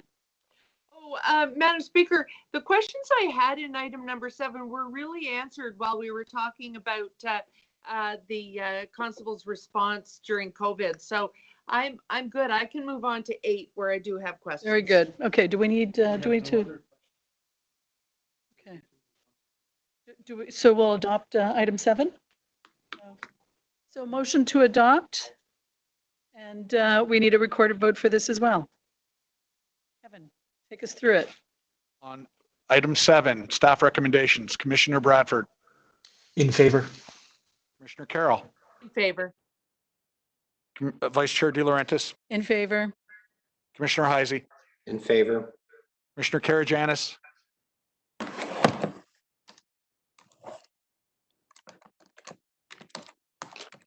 Commissioner. I got a couple of things to suggest, okay? I think that you guys got to get active, okay? If not today, tomorrow, but you guys got to get active. You got to get all your members to write in. Jim, Because you're not on muted. mute. Oh, I want to listen to this. Yeah, you're in the union. You might want to be on mute while you call the union. Commissioner Karagianis, we're seeking your vote on item 7. Item 7, please. Are you there? Commissioner Karagianis, are you available for voting on item 7? We'll move on. Come on, you guys should don't. Commissioner Lalonde. In favor. Commissioner McKelvey. In favor. Commissioner Minnan-Wong. In favor. Commissioner Osborne. In favor. That motion or item 7 carries on a vote of 8-0 with Commissioner Karagianis being recorded as absent. I'm with you. I'm with you. Commissioner Karagianis, how do you I'm vote? with you. Who are you I just talking said to? step away, get some coffee. Commissioner Karagianis, just for the record, how do you vote on item 7? In favor. Thank you. Thank you. The motion carries unanimous. The item carries unanimously. Thank you. Who needs to get active, Jim? Okay, we're on to item 8. I think Commissioner Carroll, you're on a roll here. I think you had a question on this one too. I do have So some over to you. questions on this. Madam Speaker, so we're in item 8, and this is the annual report on the complaints, and people will remember that we get this report now as part of the response to the Ombudsman's recommendations about our accountability. So I'm wondering if I go to the pages where we see the actual charts, I'm looking for the page. I'm down at page 10 and beyond, where we see a breakdown of the types of complaints that we're getting, first of constables and then of transit enforcement officers. And we see some detail immediately below the charts. We see some numbers details. So there were 11 complaints, and then it breaks down how many needed to be handled by external investigators, how many needed to be forwarded to human rights, that sort of thing. I'm wondering if that can be broken down by the complaint type, because we get the numbers of each type of investigation, but not which types of complaints were investigated externally. Who will speak to that? Emma? Oh, Kristen? It'll be Valerie. Are you there? Through you, Madam Chair. We have Valerie Yes, available? hi, sorry, Valerie here. Hi. Hi. So it's Valerie Albanese, head of diversity and human rights here speaking. So in terms of the, I can tell you what I know as of now. Out of the 11 complaints, as it states at the bottom of page 10, none of them were retained or investigated by TPS. So once they were reassigned to TTC, 6 of them were handled, 3 of which went to an external investigator. And right, but I'm sorry, I'm worried about being pressed for time. It's getting late. What I mean was, what types of complaints were those 3? That isn't I in can the tell report. you that right now. Sorry. Okay. And I hope you can hear me well. They were, we are assigning now investigations to external investigators that involve human rights allegations or use of force or both. And so I can tell you that 3 of those that were assigned to an external investigator had allegations of use of force. One that was assigned to the TTC Diversity and Human Rights Department relates to an internal matter of workplace harassment. And the 2 that are pending intake that have since December 31st been returned to TTC for investigation relate to human rights allegations. Okay.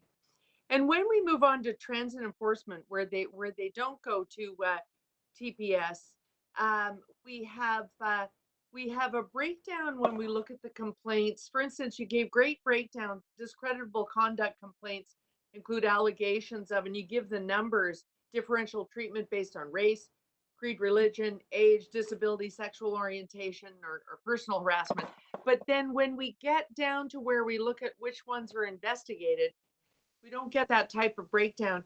Is it a similar guideline here? It went to an external investigator if it was use of force or human rights related? Yes, and I assume from the question you are talking about the fare inspectors? Yes, I'm into breakdown. Yes, that is correct. So serious misconduct complaints that what we've deemed serious misconduct include human rights related allegations, the discrimination on the basis of a protected ground, or a use of force, so an arrest. However, that is not the case for fare inspectors, as they don't use force. We did not see complaints relating to force specifically, but more along the lines of human rights allegations. Correct.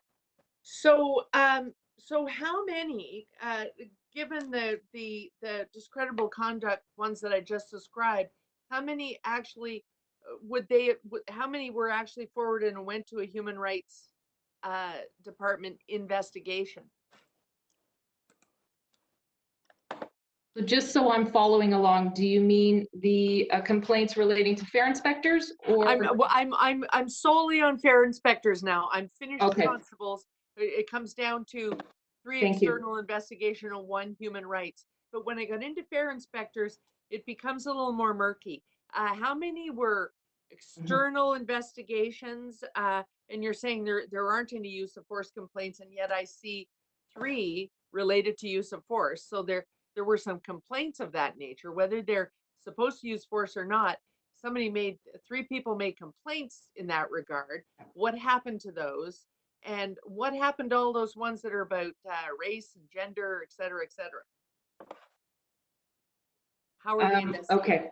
So I can tell you that 5 complaints relating to transit fare inspectors involved allegations of human rights, and those are and have gone to external investigators, as noted at the bottom of page 12. And 2 of those came back substantiated, as noted in the report. Right. And that's at the bottom of page 12. And those 2 were both human rights types of complaints. Yes, they were. Okay. They were alleging racial discrimination. Right. And one of which came back unsubstantiated as racial discrimination, but was found to be discourteous conduct on the part of the fare inspector. And the other one was found that the inspection of the fare was not discriminatory, but rather the conduct of a verbal exchange was found to be discriminatory. Okay, and at the bottom of page 11, the stats at the bottom of page 11, 20 on race, 2 on creed and religion, 3 on age and disability, sexual orientation, those numbers. Were they all investigated, or some of them found to be nuisance complaints? What level of investigation happened? Sorry, can you repeat that question? Are we looking at the bottom of page 11? My apologies. I am looking at the bottom of page 11. That's correct. Yes. So 20 complaints on the basis of differential treatment on the basis of race. Yes. So we know how many complaints are coming in. It's unclear to me how many of those warranted full investigation. That's the accountability I think the ombudsman meant us to take, and yet the investigation part isn't in the report. How many of those got fully investigated? So I'd like to refer you to page 12. There's a footnote that talks about the allegations. And so it breaks down the harassment discrimination allegations. And again, I'd like to make a point of the fact that midstream, so May 2019, there was a change in the process. It was a priority for us, right? A priority for us to change the complaint process and address the concerns from the ombudsman. So what is difficult with this report is that there are numbers that relate to a former process. And then there are the numbers that DHRD, myself, and others that sort of took over in making the changes to the complaint process have familiarity with. So I've noted of those allegations, there were 16 that were abandoned by the complainant, 7 were resolved informally, and 6 were investigated by the unit complaints coordinator. But this was prior to the new process. And then I made a delineation to show that under the new process, 5 of them were assigned to external investigators, and 2 of which have been substantiated. But we're very clear and transparent on what has been handled under the new process. And so I hope that clarifies some of the Okay, questions and you had. how were the 3 use of force complaints on transit enforcement officers investigated? Because the footnote doesn't divide them up by type of complaint. That's my frustration. Last The question. the 3 So- use of force transit enforcement officer complaints, where are they? What happened? I can speak to that. So the 3 refer to allegations, so not actual complaints. There were 2 allegations and 2 complaints that involved both a special constable and a fare inspector. So 2 of these 3 allegations are captured under the special constable chart and identification of the dispositions of those investigations. And 1 was resolved informally under the prior process. Okay, I've got So there. the 2 allegations that are captured under the special constable complaints are still under investigation currently by external investigators. Okay, thank you. Commissioner Bradford, you have the floor. Thanks very much, Madam Chair. Just a couple quick questions with respect to the investigation unit that we've been talking about here. Could we just get a brief summary from staff on where we are in setting up the investigation unit and what steps still need to be completed?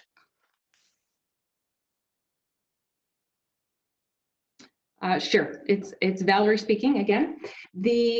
So the new investigative unit, of course, is a priority for us. And so we are currently in the process of finalizing job descriptions for the new investigators, for which we hope to be able to post next month in June, which will allow us to hire new investigators, qualified, diverse investigators that can conduct investigations into these complaints involving special constables and fare inspectors.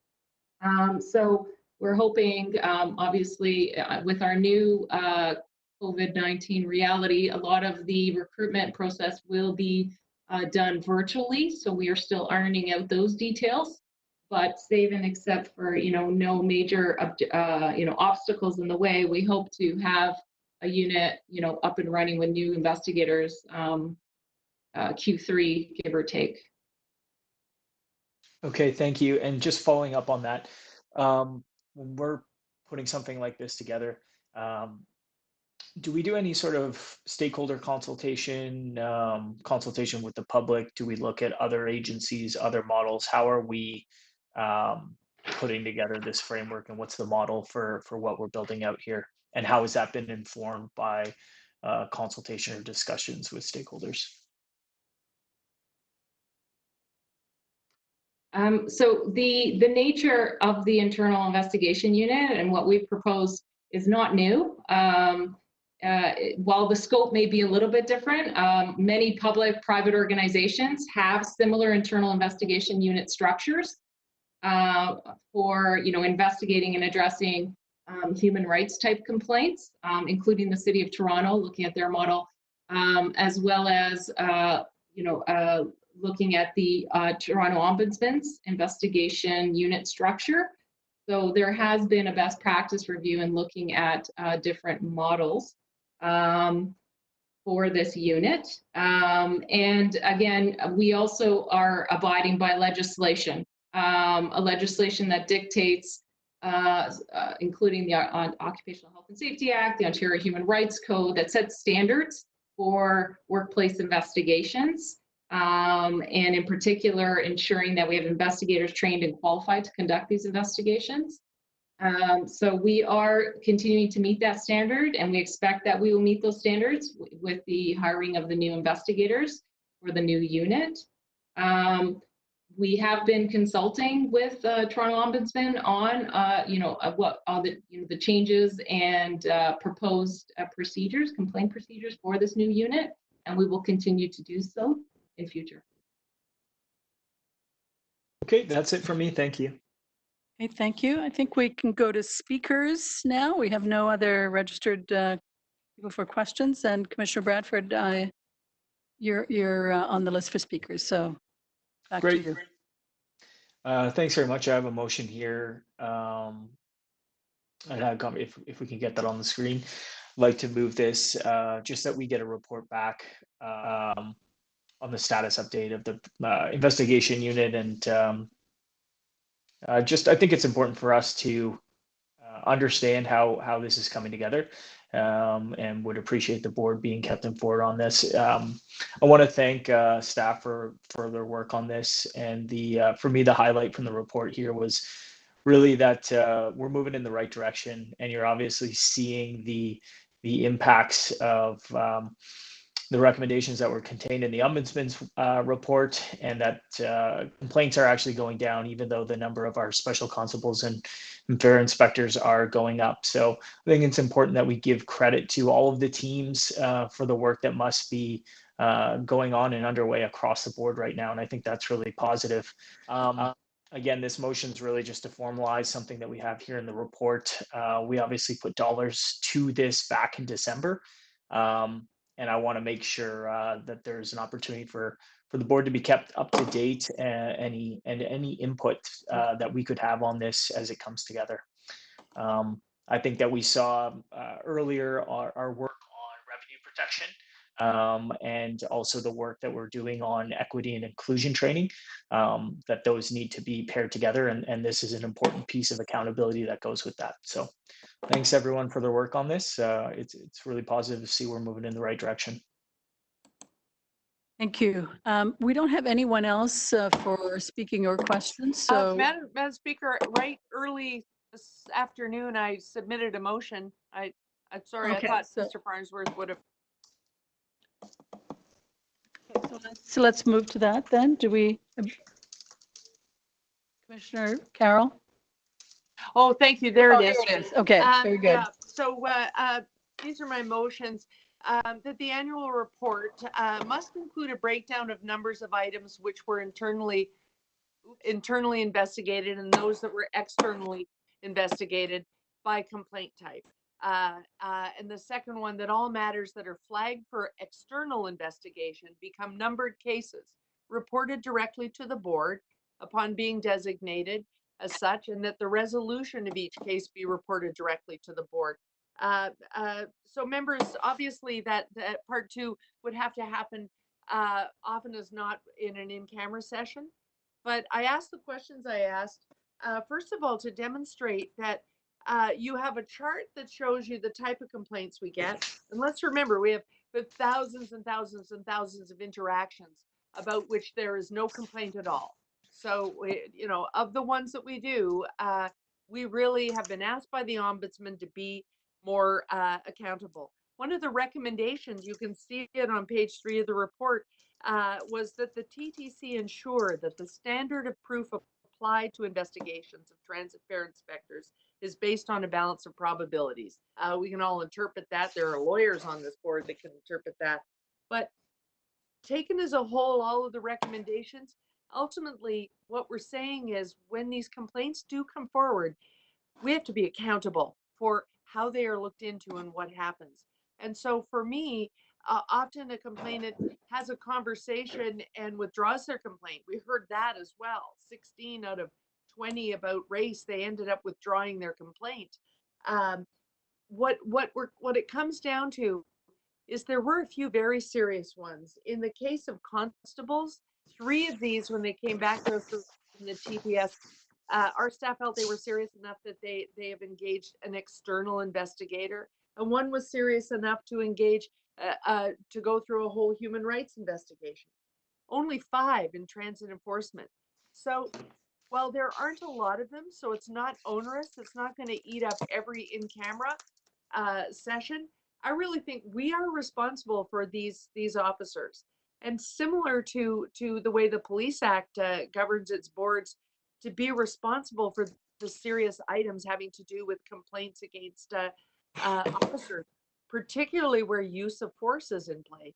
I think we ought to really look at that standard, and where a complaint is about use of force, we ought to want to know specifically about that case when it happens, and we ought to want to know after the long investigation what the outcome and resolution was.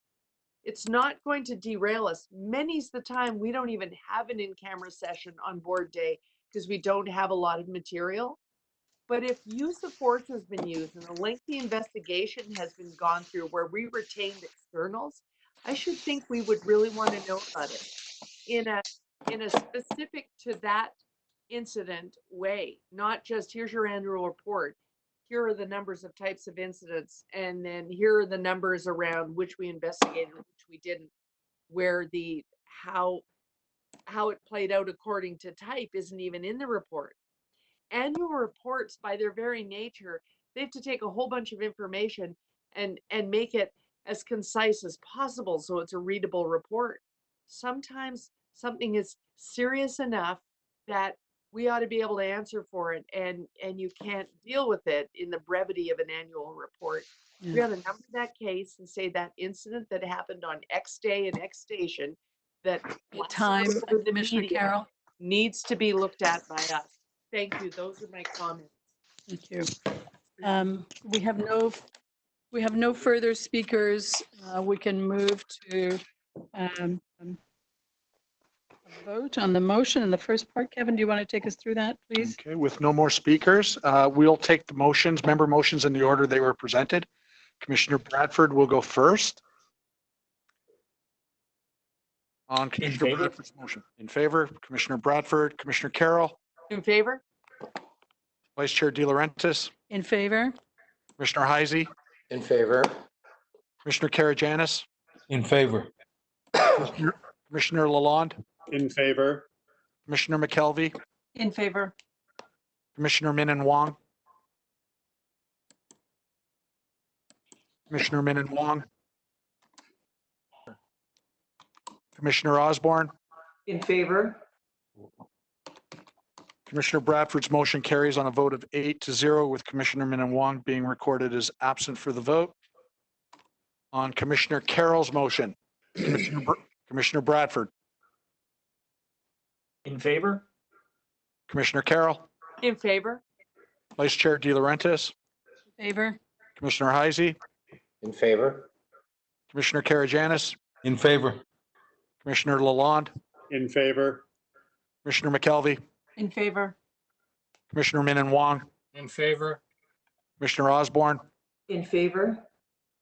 Commissioner Carroll's motion carries unanimously and on the item Thank as you. amended. On the item as amended, Commissioner Bradford, Favor? Commissioner Carroll, In favor?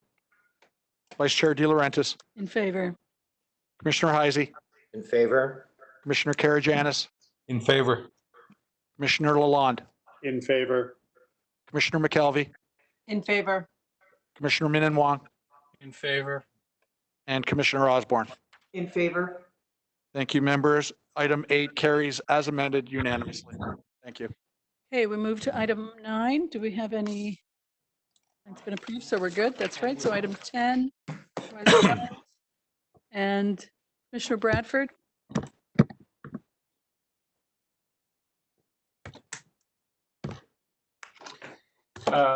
This is questions on item 10.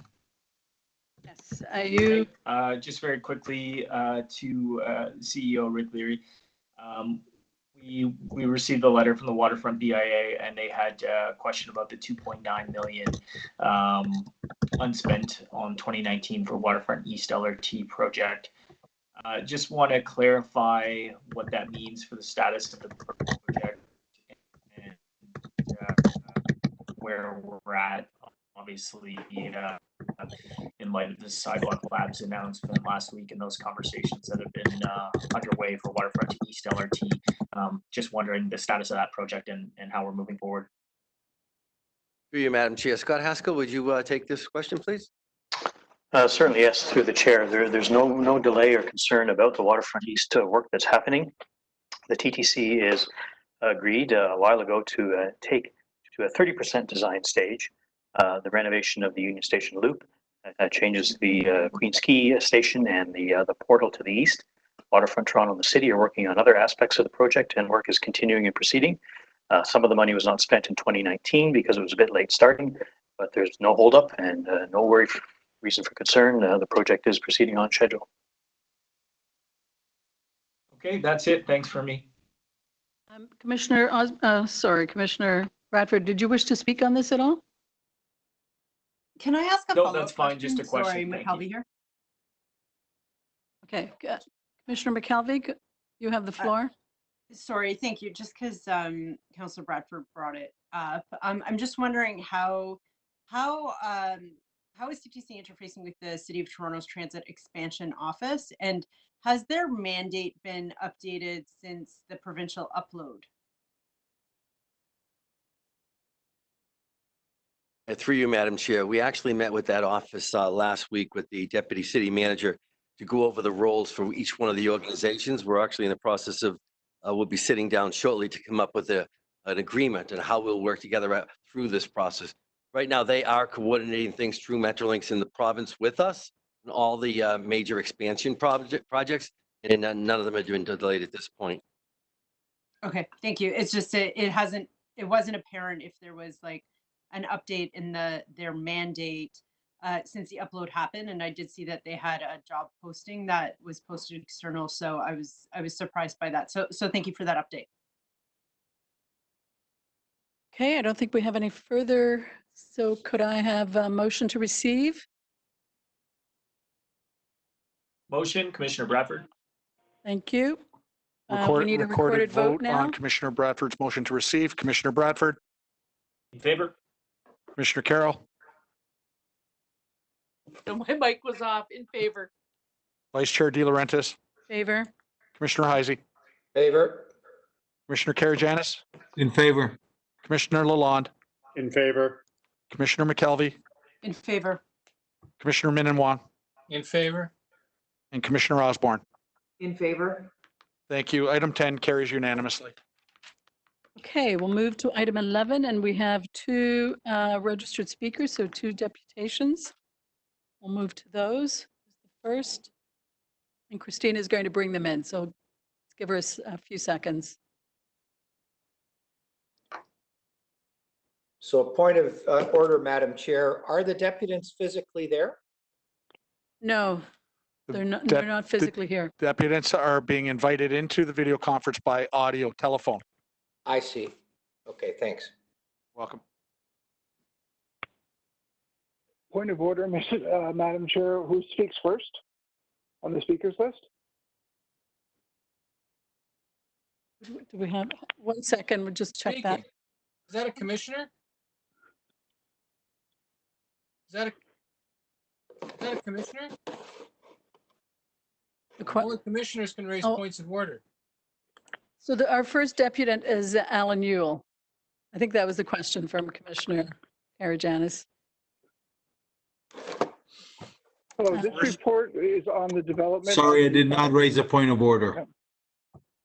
You don't raise the point of order, which is not allowed. Sorry, this is Councillor Jim Karagianis. I did not raise a point of order. Thank you, Commissioner Karagianis. Thank you. Mr. Alan Ewell, you're on, please. With apologies to Commissioner Minnan-Wong, I was trying to expedite the procedure of the meeting because it was unclear as who was speaking first. This is a report on the development of a 5-year fare policy and a 10-year fare collection outlook.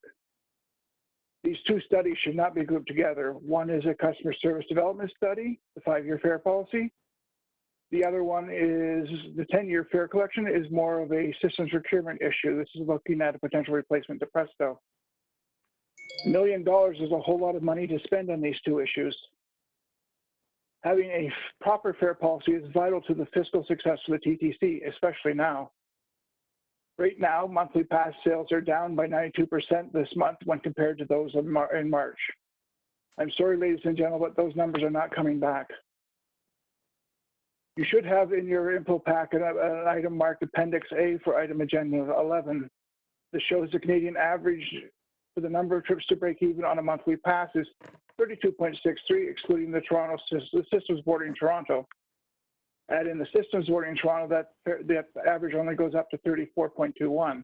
It takes 48.75 on the TTC to break even. Ottawa's OC Transpo has a cash fare higher than the TTC at $360 versus $325. OC's Transpo fare is higher at $355 versus our $320. But their monthly pass only has 33.63 trips to break even compared to ours 48.75. That's a 15 trip difference. We need to fix this ratio of individual fares to the number of trips to break even on a monthly pass. This is even more important than the price of the individual price per trip. People need to see the value of buying a monthly pass, and right now they are not. In the past 2 months, people are beginning to realize what a ripoff the TTC monthly pass is. Ridership will rebound, but pass sales will not. Fixing this ratio of rides to monthly pass to break even is the first step in developing a real 5-year fiscal policy, a fare policy. This report is recommendations are funded out of the 2020 operating budget and asks for $340K is asked in this report. That amount of money is enough to bring 4.5 operators back per year. Since there's only 6 months left in the year, that means it's 9 operators they're bringing back by not spending money on this as requested in this report. We have made it for 99 years without a development of a 5-year fare policy. We can make it another for 6 months without one. Please move this forward until the 2021 budget. Thank you. Thank you, Mr. Yule. Any questions of the deputant? Seeing none, we'll move to our second deputant.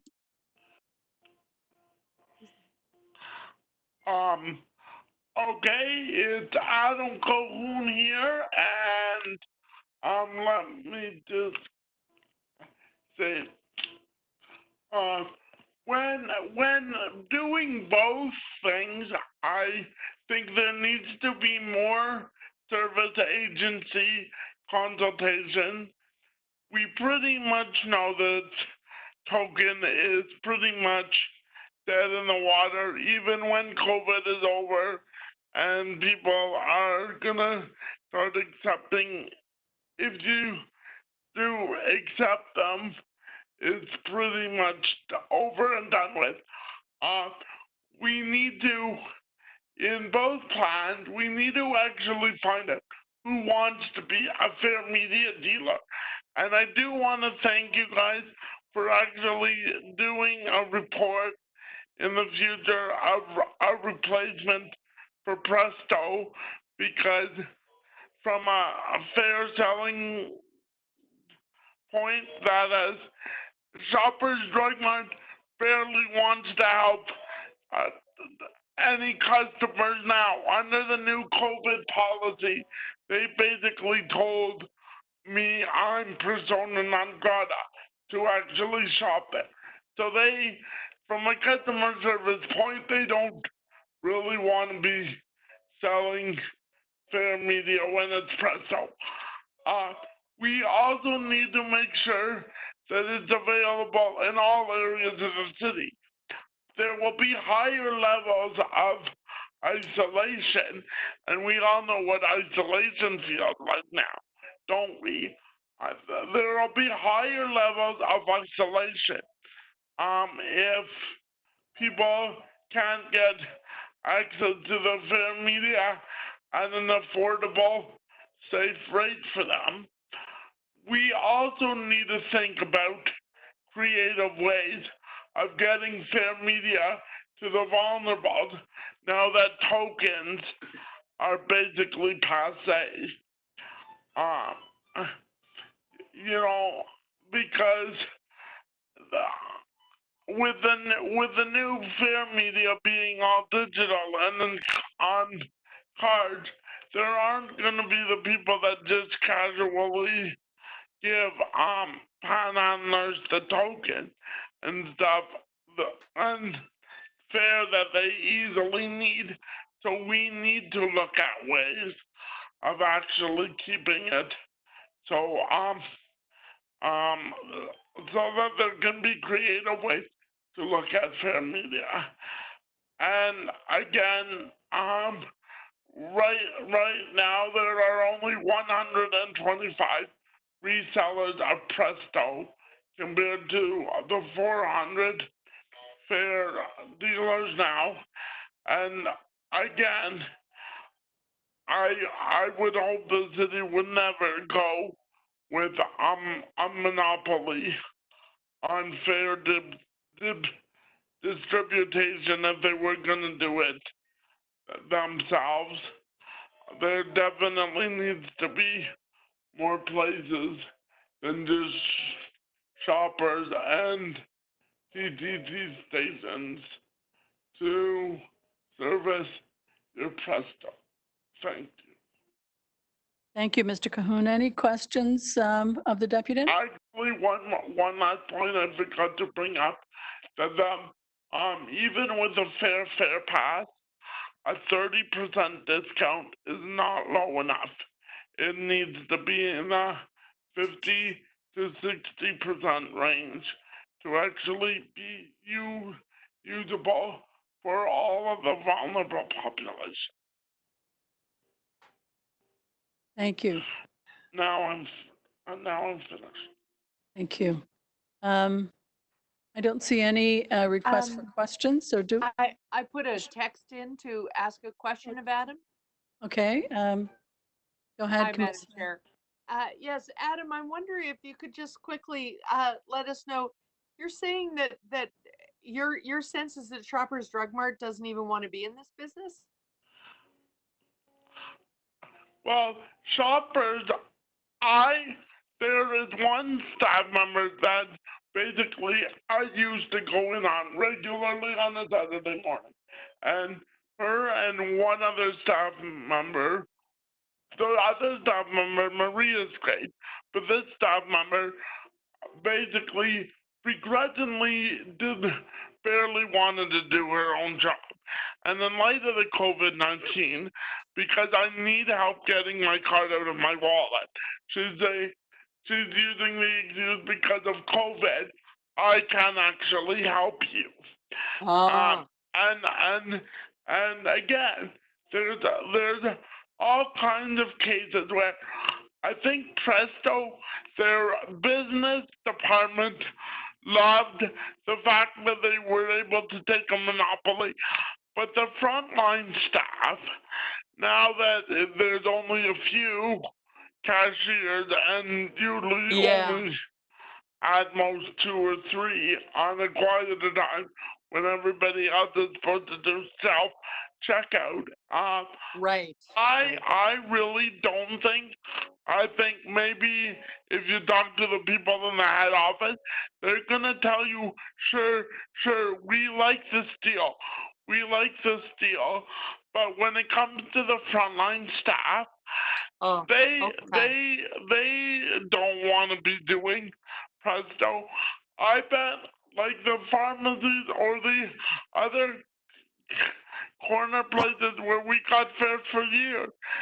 Yeah. And I think they're more the places where their staff actually would like the business of doing the fare medium, where I don't think that. I think Shopper just wants the deal because Lava just wants the deal, so their buddies in Metro, Sobeys, and Longos lose out on the fare medium. It would be like if the Ontario government made the lottery exclusive to somebody. Right. Everybody else would lose out, and then they'd probably lose extra business. So that's why I'm pretty confident, because I've not heard many stories from people where they've overly happy with the service they've gotten when trying to load the Presto through Shoppers. Okay. Thank you. Thanks, Adam. Thanks, Mr. Kahuna. We have one commissioner who wishes to ask a question. Commissioner Heisey, you have the floor. Oh, you've got the mute button. Unmute. I do have a question. Okay. So we have an RFI coming to the board in later this year, 2020, where we're going to look at a possible option for something other than Presto, maybe. But the comprehensive fare policy, I thought that that comes afterwards, and I would have thought that you'd need to know what your fare policy was before you could assess an RFI from fare service providers. So can someone explain to me how that works? That's my first question. Rick? Kathleen, through you, Chair. Kathleen, would you take that question, please? Yes, Commissioner Heisey, I'm sorry, I'm actually having trouble seeing the graphic that you're looking at. Our whole process to award this work to a consultant has been delayed. And so the board's direction that we should report back in Q4 2020 is probably not going to be met. The RFI or the RFP for the 2 consultants to do the work has been extended and extended and extended because of the unusual working conditions for everybody right now. So those 2 RFPs have not even closed yet. But to your question of the order in which we're doing things, we do believe that when we get the fare collection experts on board and we do the first phase of our work, that we will be able to do the market sounding, the RFI, to understand what is the range of possibilities of services, whether they come from a consolidator like a Cubic or something like that, to understand what we can do for our system. So I want to speak to this because I've got to say this wasn't the report I expected. I've been on this board many years now, and Ms. Llewellyn-Thomas wasn't here previously, so she doesn't wear any of that. But I had understood that we would get a report today that gave us some idea about what to do. And I think we know what the options are: time of day, time of week, distance. I mean, there's people, it's not, I don't understand why it's so complicated. What's complicated is making the decision as to what you should do. And I think the board's capable of engaging in that exercise with the public. And what we've got is a report to get a report. And I'm disappointed that we're not closer. A fair strategy has been promised for some time. It's several years now that we've been expecting a report. And here I am today, and I'm looking at a report that isn't going to be done until late 2021. And I just don't understand how that's possible. This isn't complicated. The decision-making process is complicated, but I don't think that the choices are complicated. Anyway, that's my speech and that's not a question. Fine. Okay. Thank you, Commissioner Heisey. Commissioner Lalonde, I know you have to leave at 5:30. Did you want to make any comments on this or ask a question? Sure, thank you. I had one quick question. With respect to the public consultations that you're planning to engage in, will that include consultation with residents outside of Toronto who use the TTC system? I'm thinking of the GTA commuters that come through the TTC. Through you, Madam Chair, it's Kathleen again. We do expect that we'll be consulting broadly across the GTA to include those customers. We're going to be using much more online and virtual meetings and that sort of thing. So I think we'll be capturing those riders as well as people who might not have been able to participate in our more traditional public meeting forum. So I think they'll have a very broad consultation. Okay, thank you. Okay, thank you. Commissioner Heisey, did you want to, we're in the speaking, we don't have any more questions, but did you want to have say anything further here?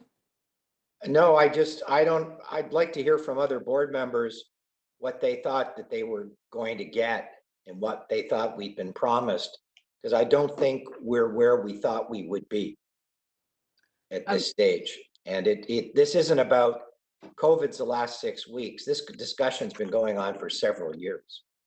And for us to effectively manage our transit property without a very clear vision of how we should manage fares, pricing, and it just strikes me as it's a very fundamental tool. And we have a lot of talent in our management that have worked on properties all over the world. Mr. Leary's worked in Boston, He's worked in York Region. We have people who've worked in British properties.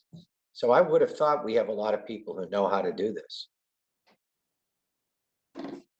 Well, let me ask the question of board members then. Are there any who want to take up Commissioner Heisey's challenge to express a point of view?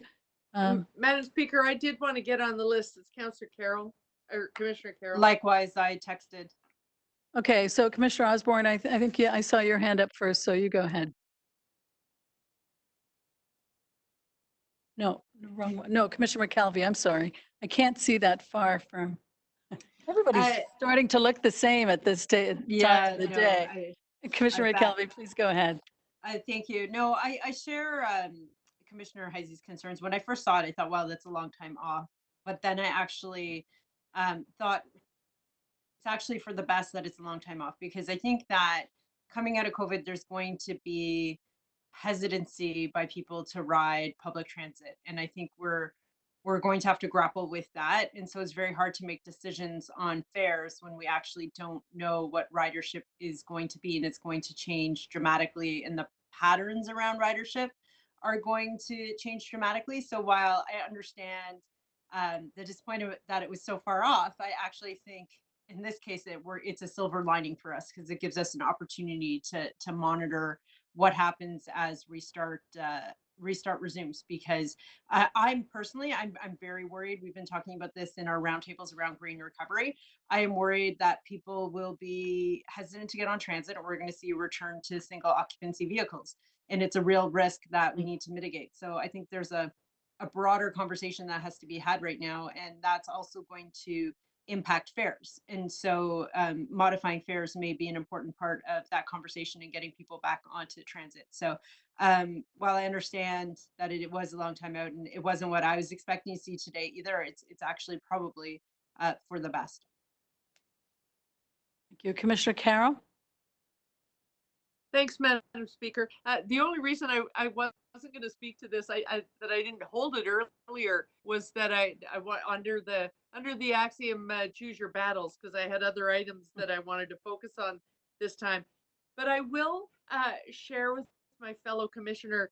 I too was surprised, but when I read the report, but what surprised me is I thought, okay, for crying out loud, this is a report that tells us we've got to.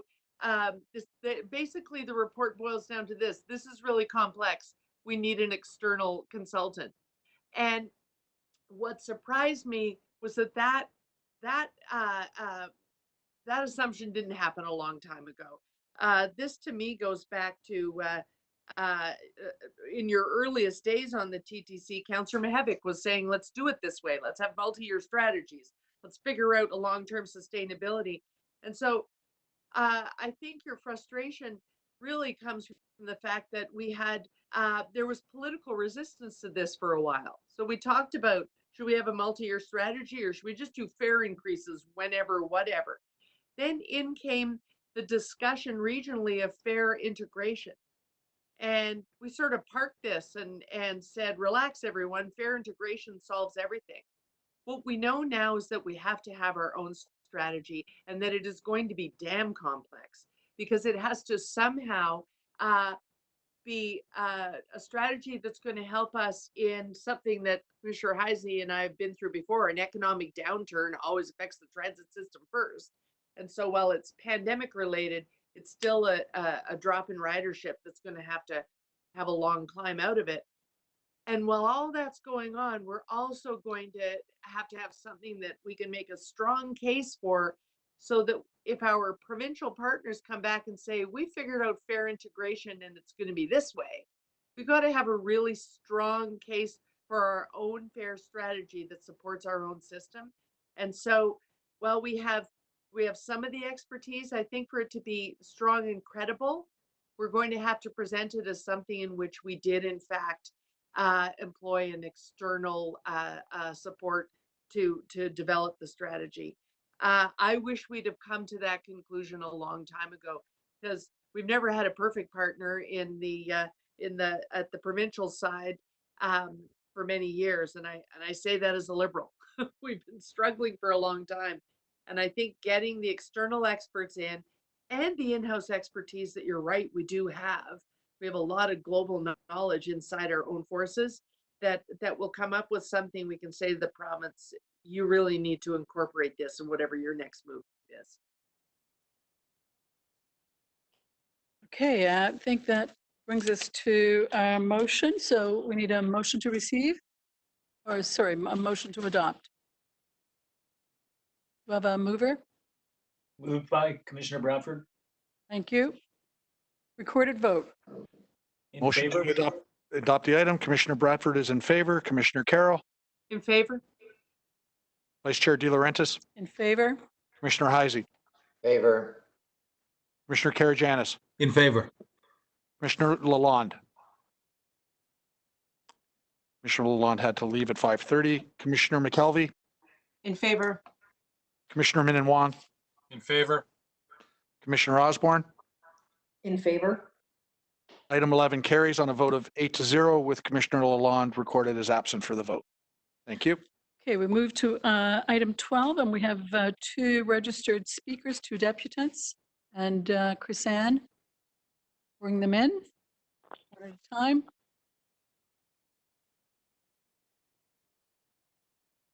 Good afternoon, it's Chrisanne speaking. Adam Yule is on the line.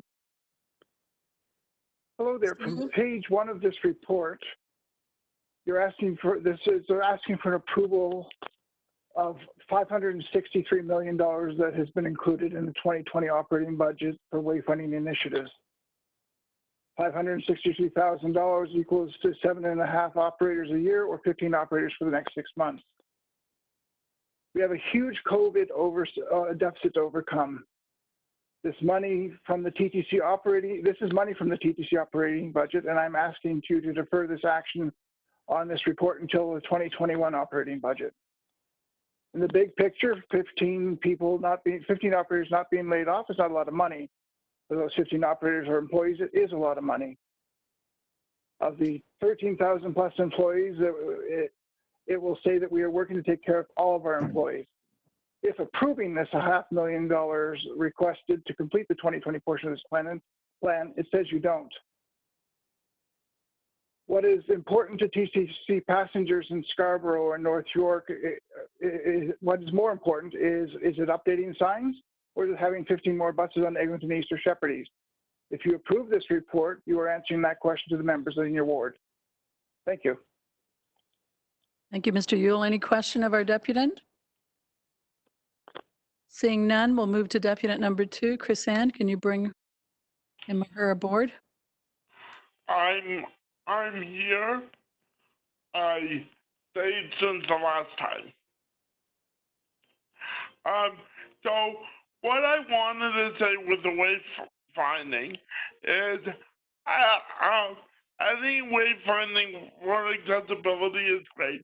The one thing that I want to make sure is fixed with the wayfinding is that now that no matter what, we're probably never going to have a policy as long as we're using some sort of card-based fare system of going back to the old transfers with paper.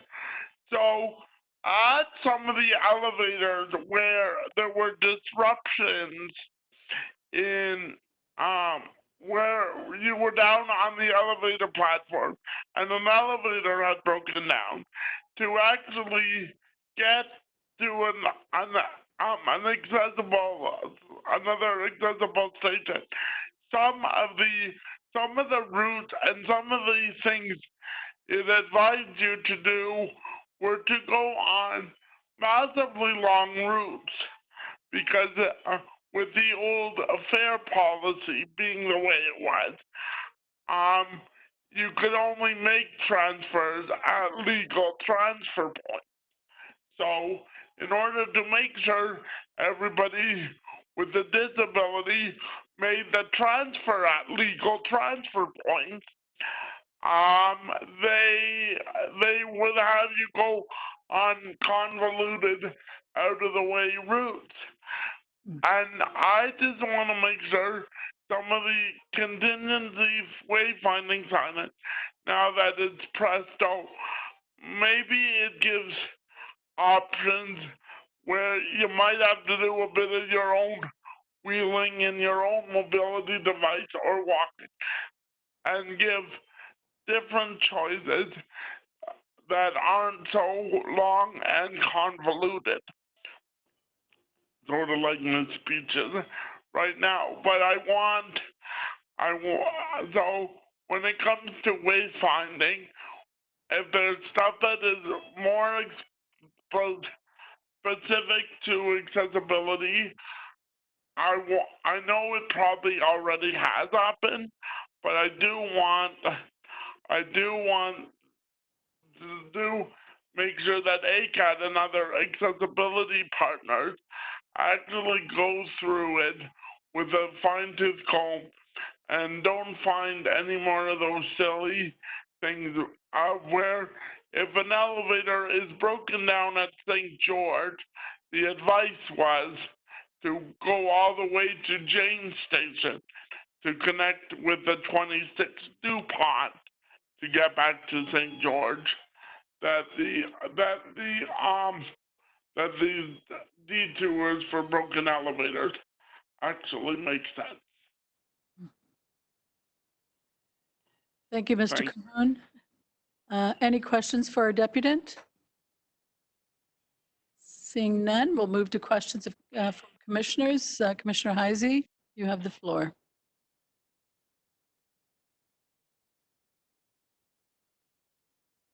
Oh, off mute. Wanted to speak to it, Joanne. I don't need to ask a question. Okay, go ahead. Oh, no one else? Okay.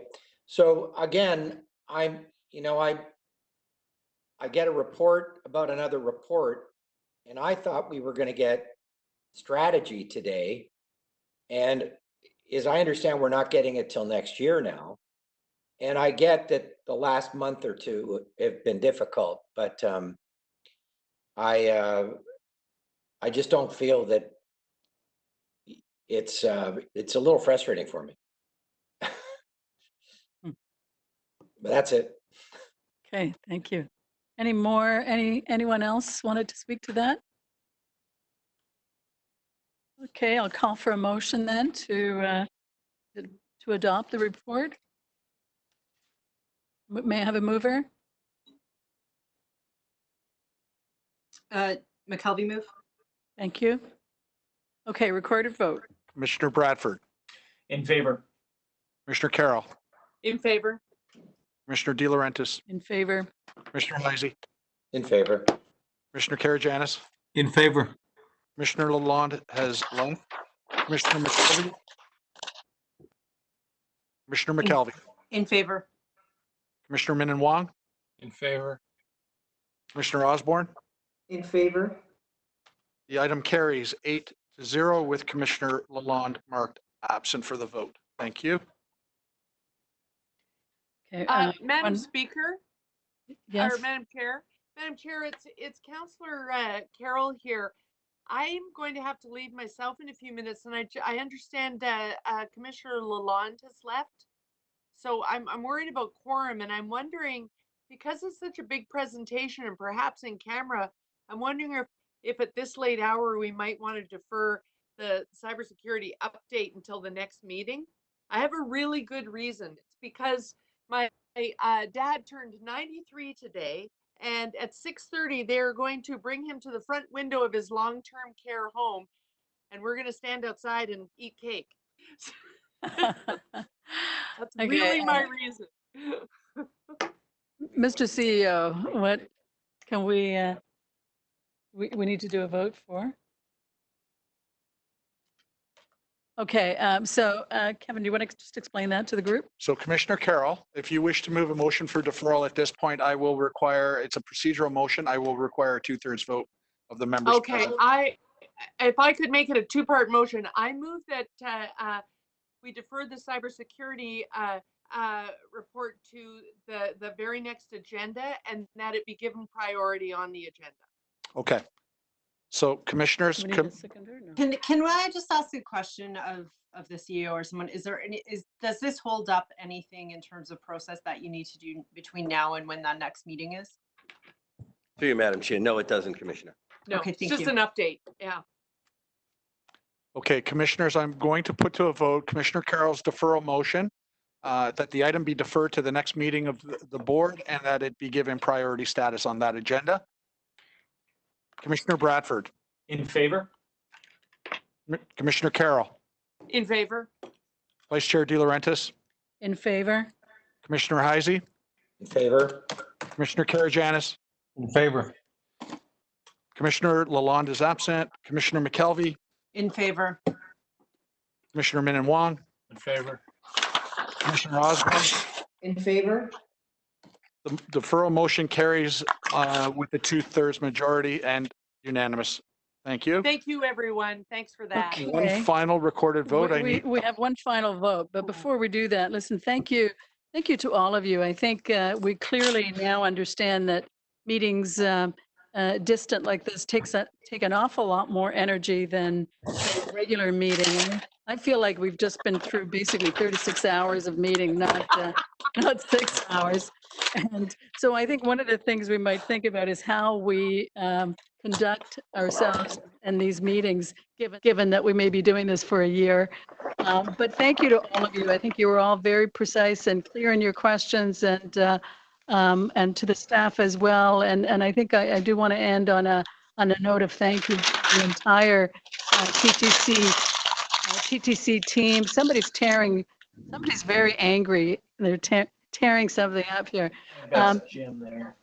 So let's also go out on a vote of thanks to not just our front lines, but absolutely to every single one of our teams at TTC. These are such unusual circumstances, and they are operating absolutely above and beyond sometimes human limits, I would have to say. So let's express our thanks to them, and let me put that in the motion to adjourn. And I think we need a recorded vote for all of that. Thank you, Vice Chair De Laurentiis. On the motion to adjourn the meeting, Commissioner Bradford, In favor? Commissioner Carroll, In favor? Vice Chair De Laurentiis, Favor? Commissioner Heisey, In favor? Commissioner Karajanis, In favor. Commissioner McKelvey, In favor? Commissioner Min and Wong, In favor? Commissioner Osborne. In favor? Motion to adjourn the meeting carries unanimously. Thank you all. Thanks. Bye, everybody. Bye, guys. Stay safe.